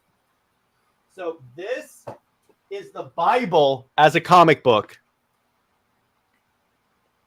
This is actually really cool. No, but I know it hasn't come out yet, but he has to defend the trailer. And what I was talking about Snyder Queen is that typically in the comic book industry, they mean gay. It's just they put it as bi. So if it's not popular, they can just immediately revert back. JJheat, you have to defend Sonic 06. He has to defend the original design for Sonic the Hedgehog, the movie. No, Sonic 06. Sonic 06. And, like and also, no, he has to. Yeah, Yeah, go ahead. He has to explain why the kiss at the end is actually a really good idea. And important for Sonic's character arc. And yeah, Snyder Queen. Yeah, yeah, but what I mean, Snyder Queen, is that there's a reason why with bi characters they typically only have them with with their same gender. I'm just saying. I know what he said in the comic. Editorially, what they mean is gay. Basically, it's a safety net in case it's not popular. They can just make him. And I'm not defending it. I think it's horrible because they should commit to it. If they want to be gay, be gay. That's totally fine with it. Jared, you have to defend Chip and Dale, the movie, the live action movie they did on Disney Plus recently. I'm not doing that. I'm not doing it. Privilege, man. You're doing it. If I have to do Sonic 06, you're doing the Chip and Dale movie. Yeah, exactly. Well, I already have to defend a Wonder Bat. Stop picking on me. JJheat, you have to defend Beverly Hills Ninja with Chris Farley. Bi erasure is real. Yeah, it's not. Well, comics consider it a safety net. Is what I'm saying. Well, we're not saying that we're not defending because I think it's stupid and disgusting as hell. But what we're saying is what they consider it. It shouldn't be. They should have actual bi characters, but they're not because guess what? Jared, let me handle this. Yeah, go ahead. Let me handle this. Basically, if you're going to make a certain aspect, don't just default surface level interpretations. Actually commit to a story. If you want gay Superman, Apollo and Midnighter. There you go. There are stories for these type of characters. You want Black Superman? Icon exists. Thank you. You just have to do it. I'm sorry. I had to get my mention icon quota per stream. Please do that every stream because I'm totally fine with that. There are ways to go about it because there are less popular characters that can actually get over if you give them the time of day and not rely on gimmicks. Well, okay, yes, Snyder Queen, I agree with you. I'm just saying editorially what they really, because here's the perfect example.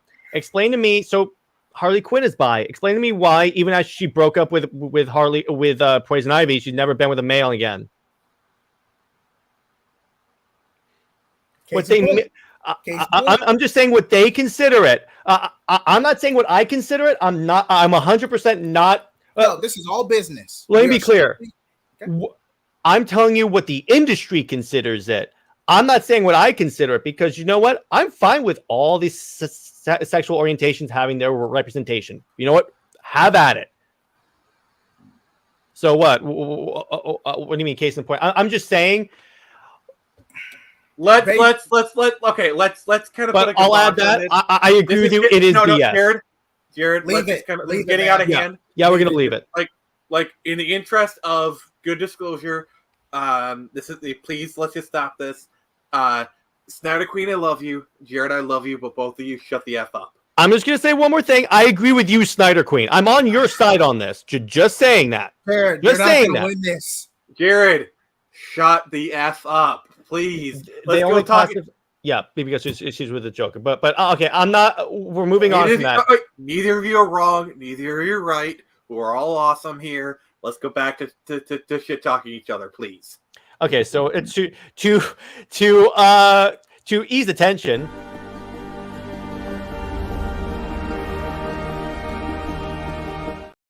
There you go. That eased attention. That didn't ease attention at all. But yeah, so back to Mask of the Phantasm. You just made Snyder Queen puke again. Like, how does that help? It's all good. But anyway, and by Snyder Queen, I love you.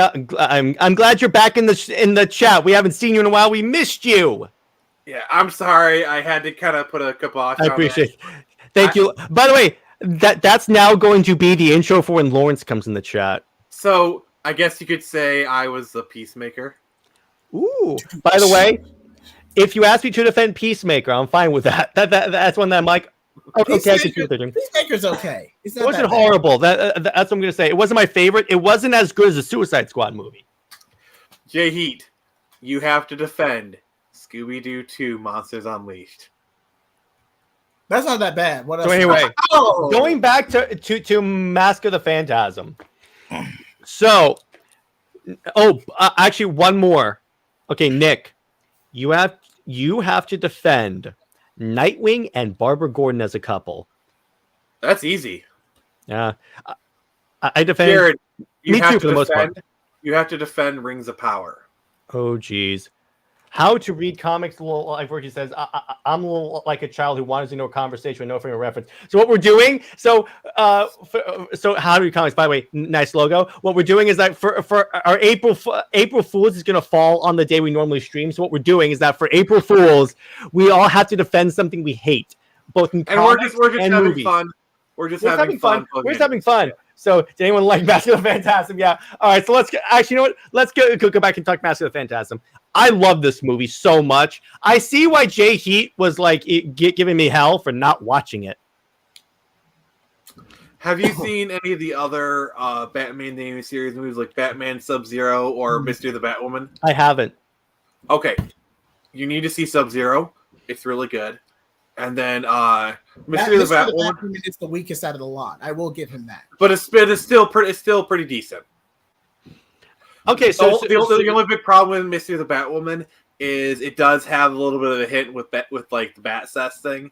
So like there's kind of oh no, I have to defend that. Okay. Oh jeez. Well, no. No. It's like a scene in the beginning where like they're talking and like, oh hey, I'm gonna be in town. And he's like, oh sorry, gotta go, and then like hung up. Mm-hmm. Don't drag me into this. But yeah. Have you seen Return to the Joker? I haven't. No. I'll watch the replay of this later. It's all good. How to watch comics. Defend Batman. Oh gosh, yeah, that's what one of us has to defend. I'm not taking. I'm not touching that. I'm not touching that with a 10-foot pole. Let's bring it on to Ladia. We already picked your defending. That's what you get for not showing up. So. Jared, you have to defend. And it's the last time we're going to do this. X-Men Origins Wolverine. Oh, jeez. In particular. The game of the movie. The movie. In particular, Deadpool. Yes, that's actually, I was going to say that. You have to explain why sewing the merc with the mouth, why sewing up his mouth shut was actually a good idea. Okay. I'm doing Justice League and that. This is going to be the first time I've watched Justice League in literally years. You're making me watch Justice League. Thanks a lot. So back to Mask of the Phantasm. Now, where does this rank? Well, actually, I already know. Number one, I can't ask this. Let me see. So in terms of here's a good one. What do you think is the weakest quality of this movie? Starting with Nick. What does this movie not do well? By the way, that was so much fun. Probably, I'd say the finale. Like they kind of fall into the same trap that like a lot of movies do, where it's like third act has like the big bombastic finale that doesn't really have anything to do with the main plot. It's just an excuse to go big. Like kind of like how Wonder Woman had like this big emotional thing, and then all of a sudden has this big CG battle with Ares at the end for really no reason. Yeah, exactly. And I mean, I like the reveal of her being Phantasm, but yeah, the third act is the weakest. Mm-hmm. Which, with a lot of Batman movies is that way. Yeah, basically Joker kind of takes over the movie, and it just really doesn't work. Yeah, I mean, they put too much Joker in there. That's what I will say is my thing, is that because it's a movie about a villain called Phantasm, but she is barely in this movie as Phantasm. Yeah, it's like how Gore the God Butcher is the villain. I have to defend Thor: Love and Thunder. I wouldn't have took that.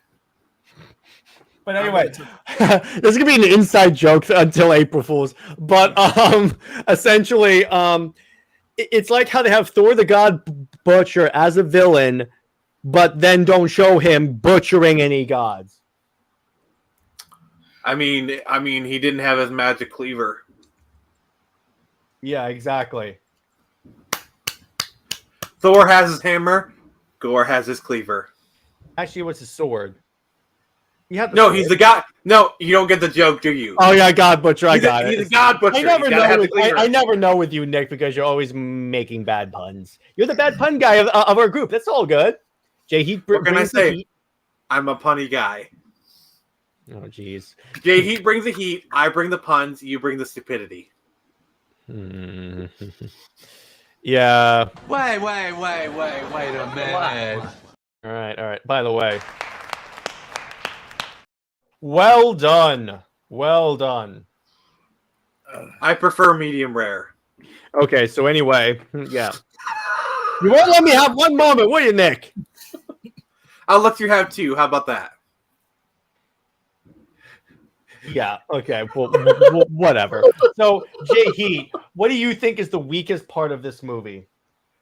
Well, I have to say the weakest part of this movie, too many flashbacks. You don't really see much of the Phantasm in the present day. By the time you actually get to see her modern perspective, where she's already confronting the Joker in the third act, we're too focused on the tragic love story between them, not their personal perspective after the fact. We see Bruce struggling whether or not he's going to continue to be Batman, but we don't really see a lot of Phantasm outside of her revenge on the Joker and the mob. Mm-hmm. So I guess you can say it's not very phantasmic. Oh, jeez, Nick. Boo. Hey, call me Butter because I'm on a roll. So now let's say this. What we're going to do is so now we're going to sort of wrap up Joker origin. Was that? Joker. Can you give a little more context? Dave the Impaler says, I think they should have went with more PG-13 tones at times. The plot was a little held back. Well, here's the thing. That was just the time period it was in because they couldn't get like so crazy in that show. Let's be clear on that because here's the thing. They got away with a lot in that. And even in that movie with like the people laughing and going, hey, hey, hey, hey, hey, hey. That yeah, 100%. They got away with like a lot that they shouldn't have gotten away with, honestly. Especially nowadays. That would not get made in today's climate. Oh, no. So you're saying a lot of crap flew under the cape? Nick! You're getting better. You're getting better. You're getting better. Don't encourage him. But so the way we'll go off of that is that, yeah, it was 100% like, let me put it this way. If it somehow got made today, let's say it got made today, it would have been a lot more intense. I think it would have been R-rated, honestly. Like, it would have been on the level of Dark Apocalypse War, I think. You just want a sex scene between Andrea and Batman. No, pervert. I don't. I just want to see Phantasm cut someone's arm off. Pervert. That's what I want to see. Secretly, he'll probably have to defend Batcest. You know he can still hear you. I know. Also, you know that I've like done mini defense of it. So like, no. You have to defend why it's a good decision by Batgirl and Batman. Yeah, there you go. I got him there. Okay, well, first off, it's not really a decision of Bruce, okay? Because in all the times you see it, it is Batgirl that is pursuing Bruce. Like, even if you watch that scene in Hush, Batgirl is the one who's doing a lot of the initiating. Yeah, Barbara's the aggressor. Yeah, wait, Hush? She's not. She's not. I'm sorry, killing joke. Sorry. If you look at that scene, like Batman is resistant to, and he kind of just gives in. You know. Mm-hmm. Like, I'm sorry, if you got a hot girl and she's making moves on you, it's really hard to resist that kind of situation. Batman did when Catwoman licked his face. Yeah, but he licked his face. That's a little bit different. Also, it's kind of an insulting to Batman because you would think he would have more willpower to say, nope, not a good idea. So anyway, Apocalypse War was excellent. The closest thing to an epic. Yes, exactly. It was fantastic. We will talk about that when we get to that movie. I will say this: to call it a crisis level movie is a bit exaggerated. It's definitely a good bookend, but I would not call it crisis level. Can't wait till we get to the Teen Titan movies, like Justice League versus the Teen Titans and Judas Contract. I'm very excited. Tevia's gonna have a rant on those movies. I'll tell you that now. I'm sorry, but I love in Justice League vs. Teen Titans, they literally did a tokusatsu style change, and they did a different style of tokusatsu change. Like, for example, Sailor Moon with Magical Girl. Then you had a more of a Sentai, you had a Kamen Rider kind of thing. It just made me so happy they did that. Nick and JJheat, can we please do I have to ask this, even though it's my show. Can we please do a stream where we just geek out about Power Rangers? Sure. How about tomorrow? Because we were planning something for tomorrow afternoon. Okay, you know what? Nick, are you cool with that? Sundays are always really bad for me because those are my me days. Okay, I'll tell you what. Next Comics League Dark, we'll have a half the show will be us just geeking out about Power Rangers. How's that? Tell you what, have it be sometime during the week, and I can make that. You want to do it pre-recorded? That's fine. It's just Sundays are my days where I do my cleaning and whatnot, and yeah, sure. It's kind of my day I devote to myself. It's the one day of the week I set aside for doing my stuff, and I sometimes can make little stuff because we gotta do our Avatar thing. But I just can't. I'm sorry. I gotta be selfish. No. Remember, I said I was just asking if we could do a stream. I'm all for it. You got to realize I'm going to be leading that stream because I'm the one who. You know what? I think the Batman. It's morphin' time. There you go. So let's talk after the stream. Maybe we could do something during the week or whatever. I'm fine with it. I'm more than happy. Actually, one last topic before we log off. Okay, so we're gonna take members of the Justice League, and what Ranger would they be? You do realize there's Justice League versus Power Rangers? No, but if they were actual Power Rangers, which would they be? I could see Batman as Blue Ranger because the Blue Ranger is always the scientifically minded one. Yeah. I think Superman is the Red Ranger. Because he's the leader. There you go. I think Wonder Woman would be not necessarily the Pink Ranger, probably the Yellow Ranger. She's either Yellow Ranger or actually no, she's female green because female greens tend to be a bit more tomboyish and whatnot. Mm-hmm. But also I could also see her as a yellow. Wait, hold on. There are a lot of great new 52 Do you know the Tomorrowverse movies are continuing as Discovery giving? It should be going through because we are getting a Legion movie next year. So Flash is definitely a Green Ranger because the Green Rangers are usually the silly ones. So I could, Flash is definitely a Green Ranger for sure. Yeah. Go back to Dave the Impaler. Yeah, the Tomorrowverse should be going through. There's nothing really to fault that since they're direct DVD releases. And by the way, Dave the Impaler, our next couple. So what we're gonna do before we end, I'm gonna give an update. Batman as a Black Ranger, that could work. So we're gonna give an update on what we're going to do. So for the following Comics League Dark movie nights, what we're gonna do is we're gonna cover. Essentially, we're going to be covering all of the DCAU new 52 style movies. But what we're going to do, we're going to alternate it. We're 1 week. So essentially, next week we're covering Flashpoint, and then next week, and then the week after that. Actually, we'll do it this way. Every other wait! Before you say that, private chat. Every other week, the other.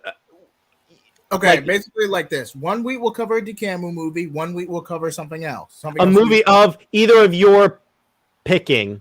I think since holidays are coming up, we should do a Christmas-themed superhero movie. So we'll do Batman 2, in other words. We have other options. Trust me, I'd love to talk about Keaton Batman, but I'm just trying to give you guys options. I think the options are Iron Man 3, Batman Returns. Iron Man 3 is a Christmas movie? Yeah, it takes place around Christmas. It takes place on Christmas. That's the definition, JJheat.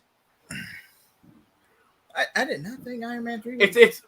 It takes literally it opens up with put the needle down and it's dashing through the snow. Literally the opening starts off with that.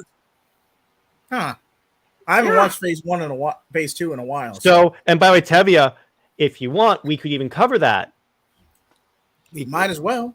Might as well. It's a good movie. And by the way, Tevia, I said this earlier in the stream. I don't know if you were here for that, but I think that with the Amazon deal, it makes it more likely that we'll get a sequel to it. You're not getting a revival for Young Justice. You're not getting a revival, but you can at least get a sequel to Battle of the Super Sons, I think, at least. Yeah, it's a Christmas movie. Thank you. Thank you, Dave. Also, Die Hard is a Christmas movie. Yes, it is. Yes. Yes, it is. By the way, can we all agree that the definition of a Christmas movie is a movie that takes place during Christmas? So Shazam. Technically. Yeah. Not technically, it takes place during Christmas. I mean, if Iron Man 3 is a Christmas movie, well, Iron Man 3 has a lot of Christmassy themes, but Shazam, honestly, it kind of barely qualifies because like the Christmas stuff is not really much Christmassy about the movie because like Iron Man 3, and also Batman Returns kind of have a spirit of Christmas. In the movie. Here's a film that we could watch: Jingle All the Way. Oh boy. I actually like that movie, but still. Yeah. So essentially, so that's the way it's going to be. Where every other week they get to pick a movie that we have to watch. So Batman Returns we have to watch it before Christmas. Yeah, we'll watch it. Watch it like the week before Christmas. But Nick, if you can actually make the time after your cleaning tomorrow, we actually could squeeze in a Christmas stream if you can make the time.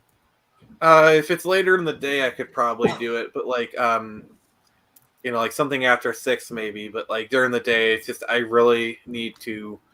That's fine. JJheat, I actually can't do a stream tomorrow. Okay. I'm a little. It's something came up that I have to do. Maybe Jared, we still need to record Avatar. Yeah, we'll do that. Jingle All the Way is amazing. She agrees with you. Yeah. Let's do that tomorrow night because I still have to watch the episode. I've been really busy. Wait, all right. So we're still doing the stream tomorrow, Jingle All the Way, or y'all just gonna do Avatar? Oh, I need the Turbo Man. Yeah.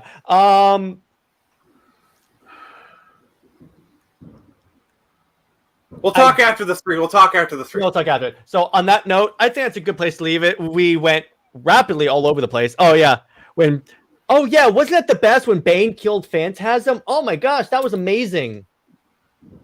That was my favorite part. Or how about when Thomas Wayne Batman showed up and shot the Joker in the face? Or when Batgirl appeared and she seduced Bruce Wayne.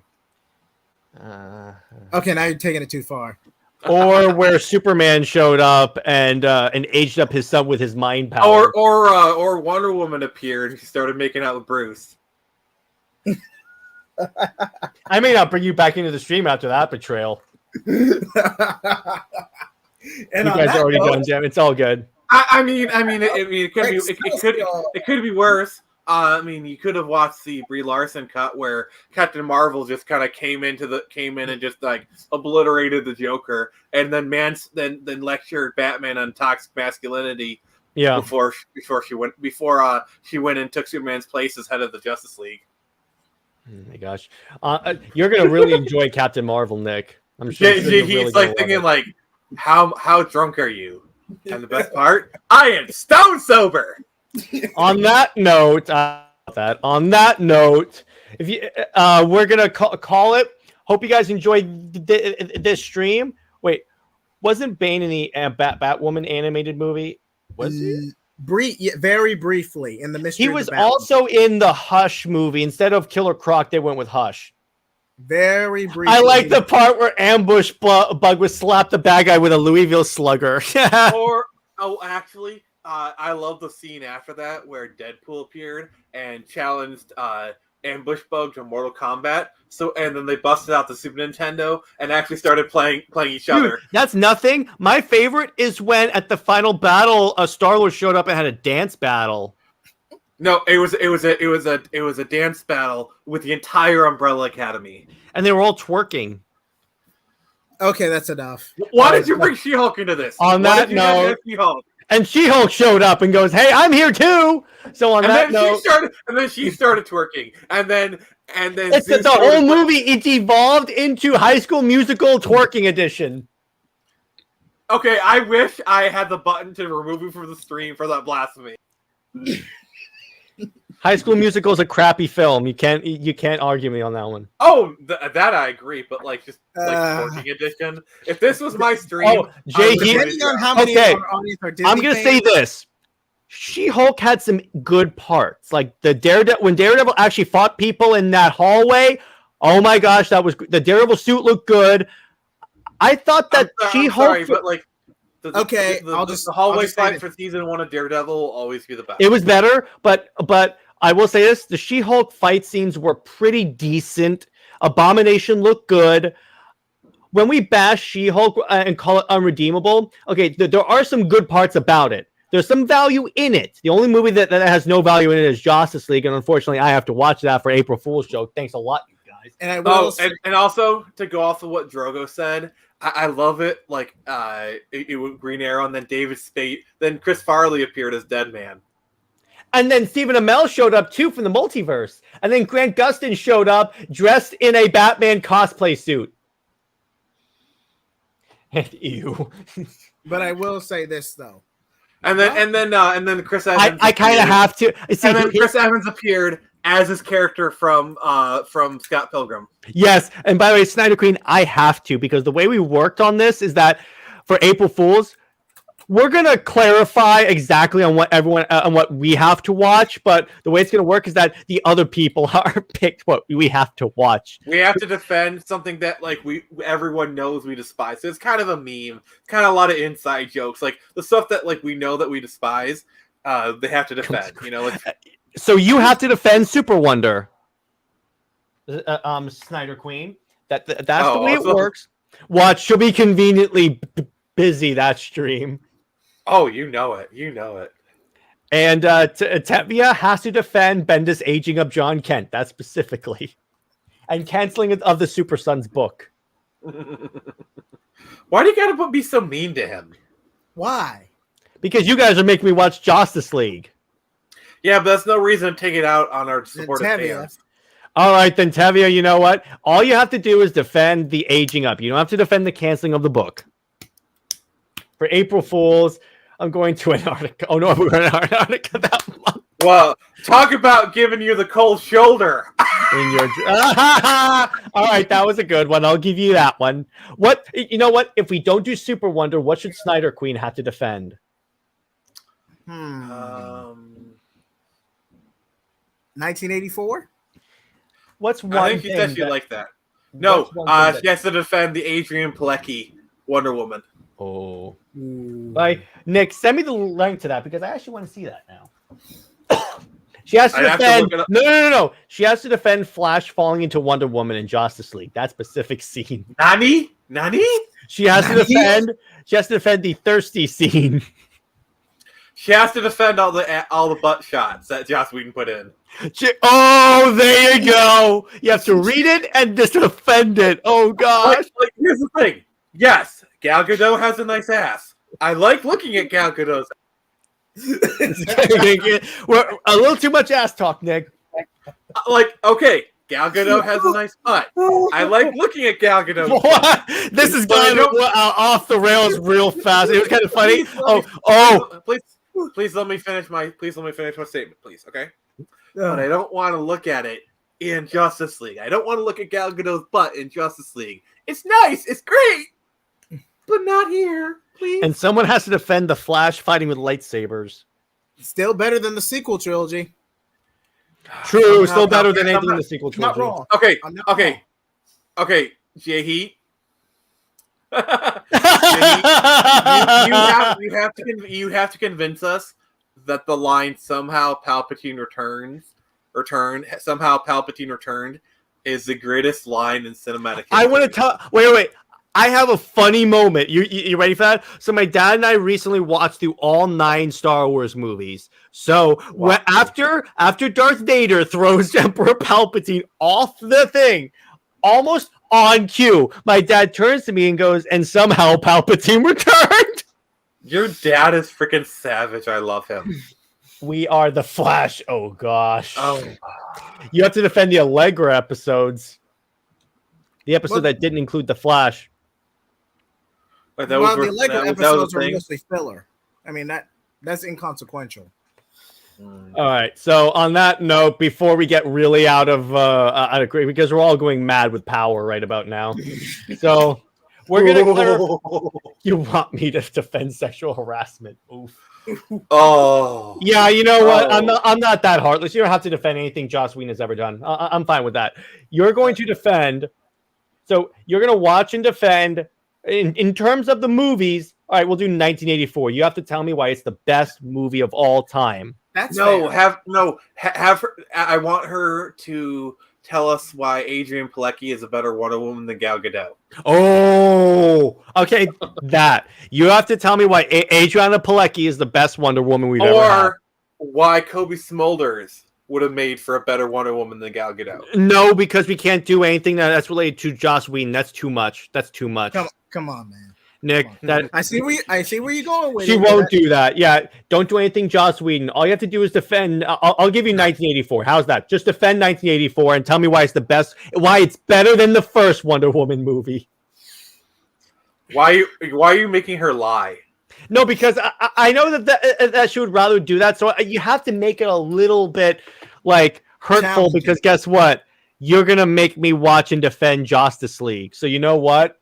You're gonna watch and defend everything to the fullest extent. You go. Misery loves company with you, doesn't it? Yes. I mean, that's the game, though, isn't it lying? Yeah, we're not saying you actually have to like this. We're saying we're lying. I'm watching and defending Justice League. JJheat, you have to defend Jeez. the last episode of season 8 of Game of Thrones. He's gonna get no, I got it. You have to defend Rings of Power and say why it's better. You have to watch it and tell me why it's better than the original movies. Dude. You realize that's outlawed by the Geneva Convention, right? Yeah, I know. It's a war crime. I can't do that. Because none of that stuff can be legitimately defended. In terms of 1984, it's all trash. Yeah, I know. You're supposed to lie. That's what we're saying. You have to make us think that you actually like this movie. No. What's even better is you can't lie. You have to find the good. Like even like literally for Justice League, you could say literally the shot. Like I love the shots that were directed by Zack Snyder. That's the only thing I liked about the movie. I love the Zack Snyder parts.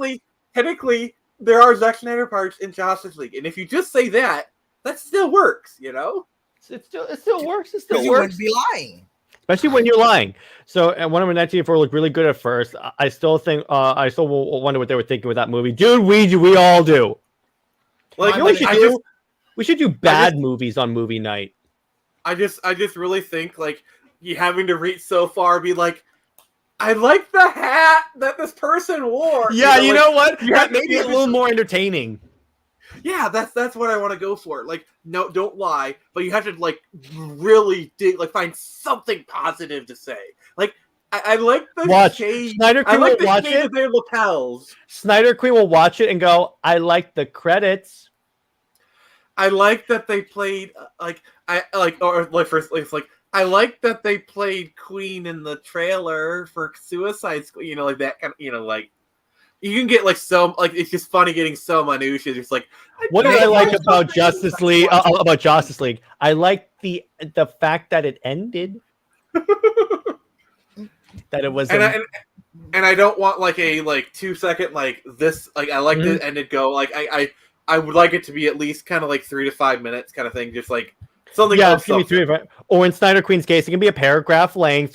In the chat, whatever you want to do, or you can, if you want to do it as a tweet and say this is a joke, 100%, you're allowed to do that. I should get more people in on this. This would be so much fun. I'd rather watch. You could make her watch the Suicide Squad. You know what? No, that's too cruel. I'll make you. You're fine. You're fine. Just watch. I know this is gonna be easy. Okay. Here's what we need to do. We need to get DC Comics Gamer in on this, and he has to defend Ugly Sonic. Or he has to defend Ugly Sonic or Sonic 06. I think.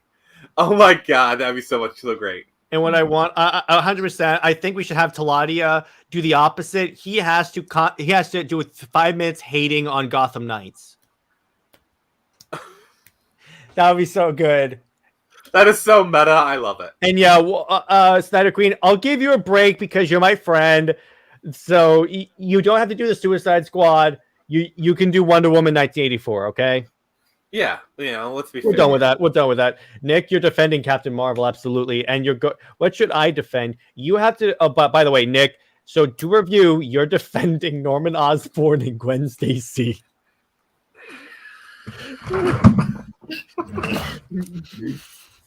If not that, what should Nick?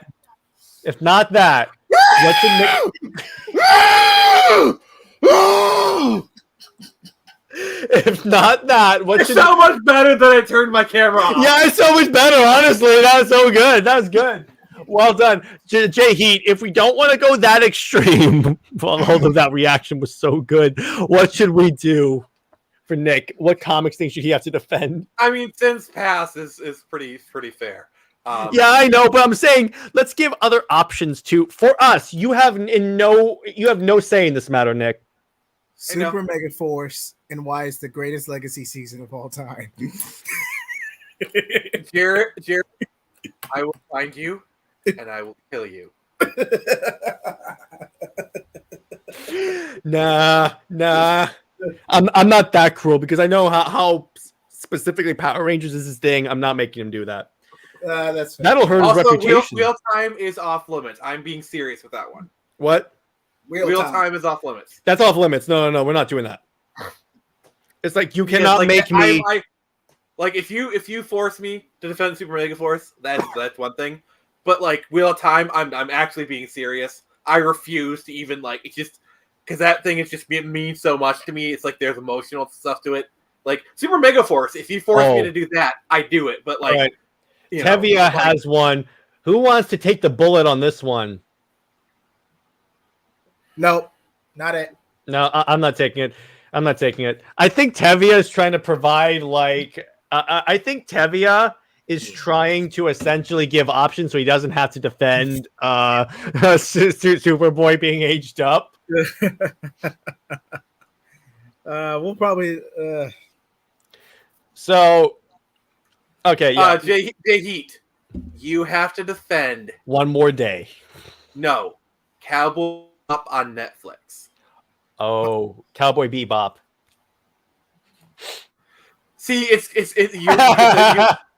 you want to know why they call it blackmail? It's because you're black and you're also a male. Oh, jeez, Nick, Kick him out. that was a little racist, dude. Kick him out. Shit. No, that's a line from Cowboy Bebop. That's a joke. Oh gosh, really? That's literally no. That I was trying to make a joke on the show because that's literally a line from the show. So yeah, Snyder Cut is pissed. Yeah. Can you at least kind of give me a pass because I said Cowboy Bebop and then I said that. What you should have said is as they say on the show. But geez, yeah, she was like, "What?" Yeah, that's what. That's what I love. I love these executives that try and sound that try and sound nice, but they actually are racist the entire time. I'm sorry, Nick. Go ahead. I'm looking up the scene on. I'm not playing that. No. That would get my stream taken down. I mean, it's almost over anyway. Plus, it's like 30 seconds long. No, I'm not playing it. Not on camera. Not on camera, put this in the chat. I'm not pulling it up, Nick. JJheat, watch it. I want to see your live reaction. We're logging off, Nick. It's 2 hours. No. I gotta go. No, it's 30 seconds long. JJheat, I want to see your live reaction to it. You don't have to do the audio. Just I just want to see your reaction to it. Yeah. Fine, I guess. And by the way, Lawrence is right. You went too far, Nick. Actually, you know what? Clip. No, please. That's crossing the line. That was a joke. So go on. We're waiting on JJheat's watching it. JJheat watching it, and I want to hear his reaction. All right, so we're watching JJheat. He's watching the clip. He's watching the clip. I gotta say, JJheat's actually a pretty good looking guy. I gotta admit that. I'm right here too, Nick. You have the JJheat charm. looks pissed. JJheat looks pissed. Oh my god, I can't He wait looks for his not rant. impressed. Let me put it that way. He looks not impressed.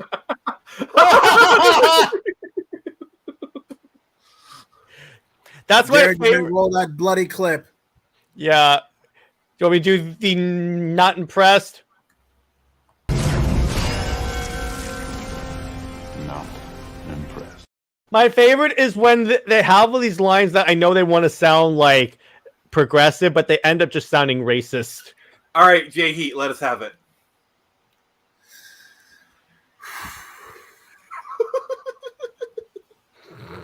He's gonna Your get up blood- and walk away.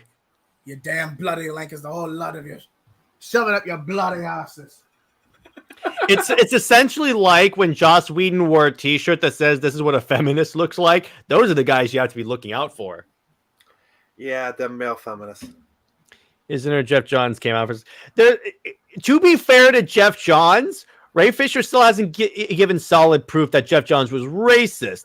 An a-hole and that maybe said the wrong thing. Yes, a racist. You have to prove that he actually hates black people. And the thing is, while it's easy to like punch on Joss Whedon, Jeff Johns is still technically in the circle. No, everyone should be a feminist. That's what I'm saying. What I'm saying, Snyder Queen, is that you have to look out for the people because that go, no, I am a feminist. You shouldn't have to advertise it. Jared, you're going. So I consider myself a humanist, okay? Because the problem with feminism is it's like no, I can't put that on there, dude. I can't put that on there. Too political, Nick. Jeff Johns actually writes good stories. Wait, which Jeff Johns actually writes her stories? I don't know what you're. Wait, are we still talking about Stargirl, or are we focusing on feminism? Yep, 100%. I'm for that. That's where I'm going to leave it.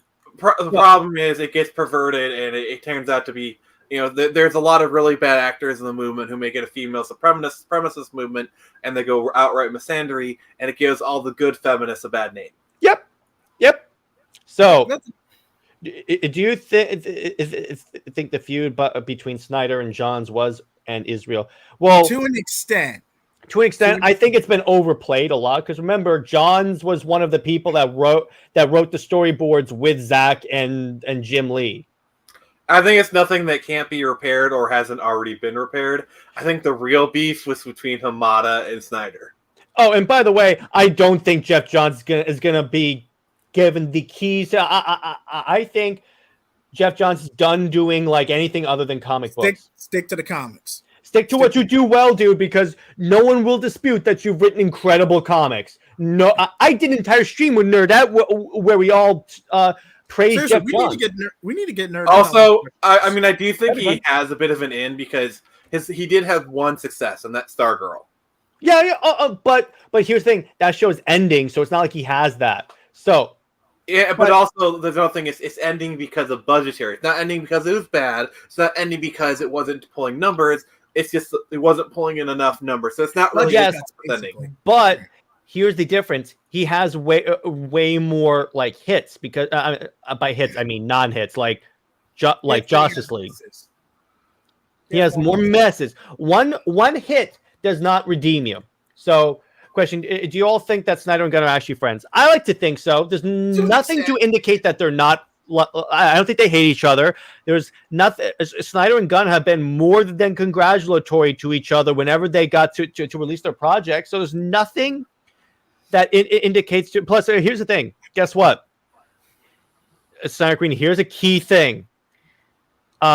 Remember, Gunn's a creator who had his project taken away from him with Marvel. He knows what that's like.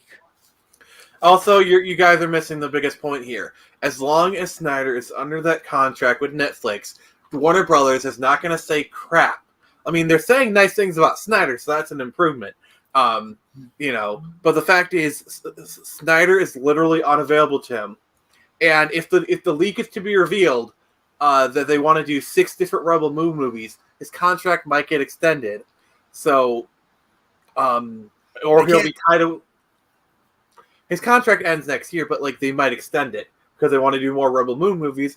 And let's be honest, If Zack Snyder decided to stay with Netflix, I would not blame him one bit. Oh yeah, even though I would love for him to at least come back and do one. If he does what, I would be the most happy if he just comes back and does a Justice League movie and we're done. And he says, "I'm done. See you later."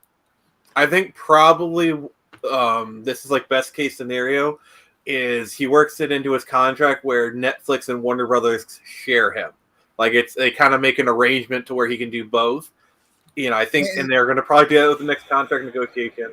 I think Warner Brothers, I think they allow him to do, be like, okay, you can work with Warner Brothers to on the story of these movies, and when the time comes for you to do Justice League, okay, you can take a year or two off and do that, but you're going to be churning out Rebel Moon movies till the day you die.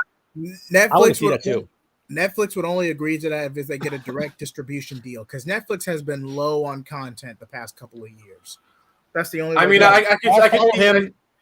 I'll follow him no matter what because I freaking love Snyder stuff.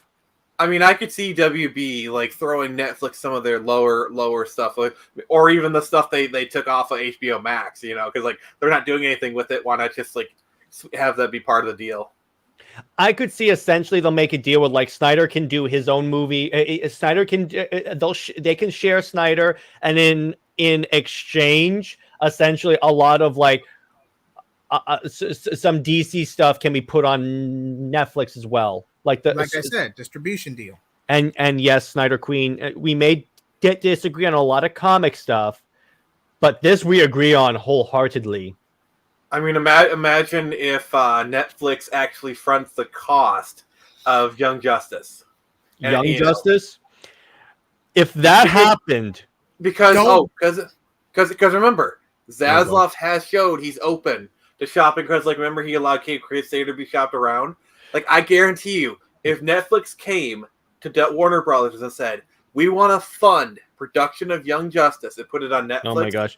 Here's the difference. Zaslav would agree to that. Here's the difference. You're comparing Young Justice to a Batman show.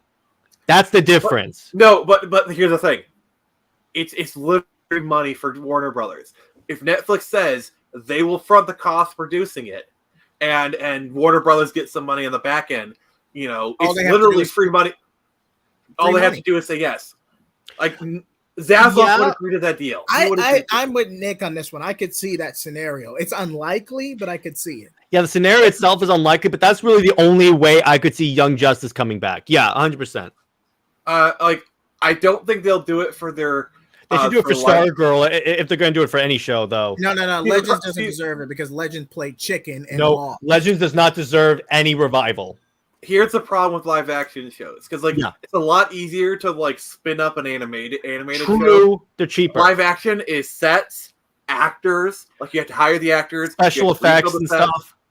With the hardest part of animation is literally the voice actors, and you can just get them in the booth or whatever. Like it's a lot easier to get voice actors to return because like these actors get dispersed the 4 winds. We said this projects. And Tevin, we just addressed that with saying that Netflix would not necessarily front the bill for Superman and Lois. Because you got. Well, we said the same thing for the live action stuff that we just talked about. But Lucifer, it's not impossible. Like I think if Netflix is gonna pick up anything, it's gonna be Stargirl because Stargirl is like the one show that would fit perfectly on Netflix. Or is it too much to ask for them to bring back Swamp Thing?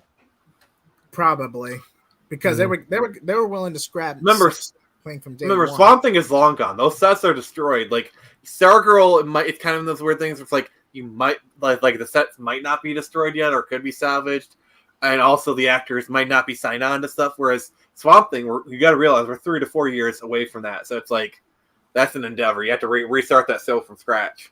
True. But on that note, we keep trying to end it, but you keep bringing us back in. So on that note, again, let us know in the comments what we have to do for April Fools. We'll also open it up to the actual to the audience. Thank you all for watching. Again, Master of the Phantasm, I give it a 10 out of 10. 10 out of 10. That's not even a debate at this point. 10 out of 10. 10 out of 10. So on that note, I gotta go because I'm gonna go see Wakanda Forever. You will get my review when I feel like talk after the show. We gotta talk after the show. Yeah. So on that note, Excelsior. Let me just get the conclusion and see ya.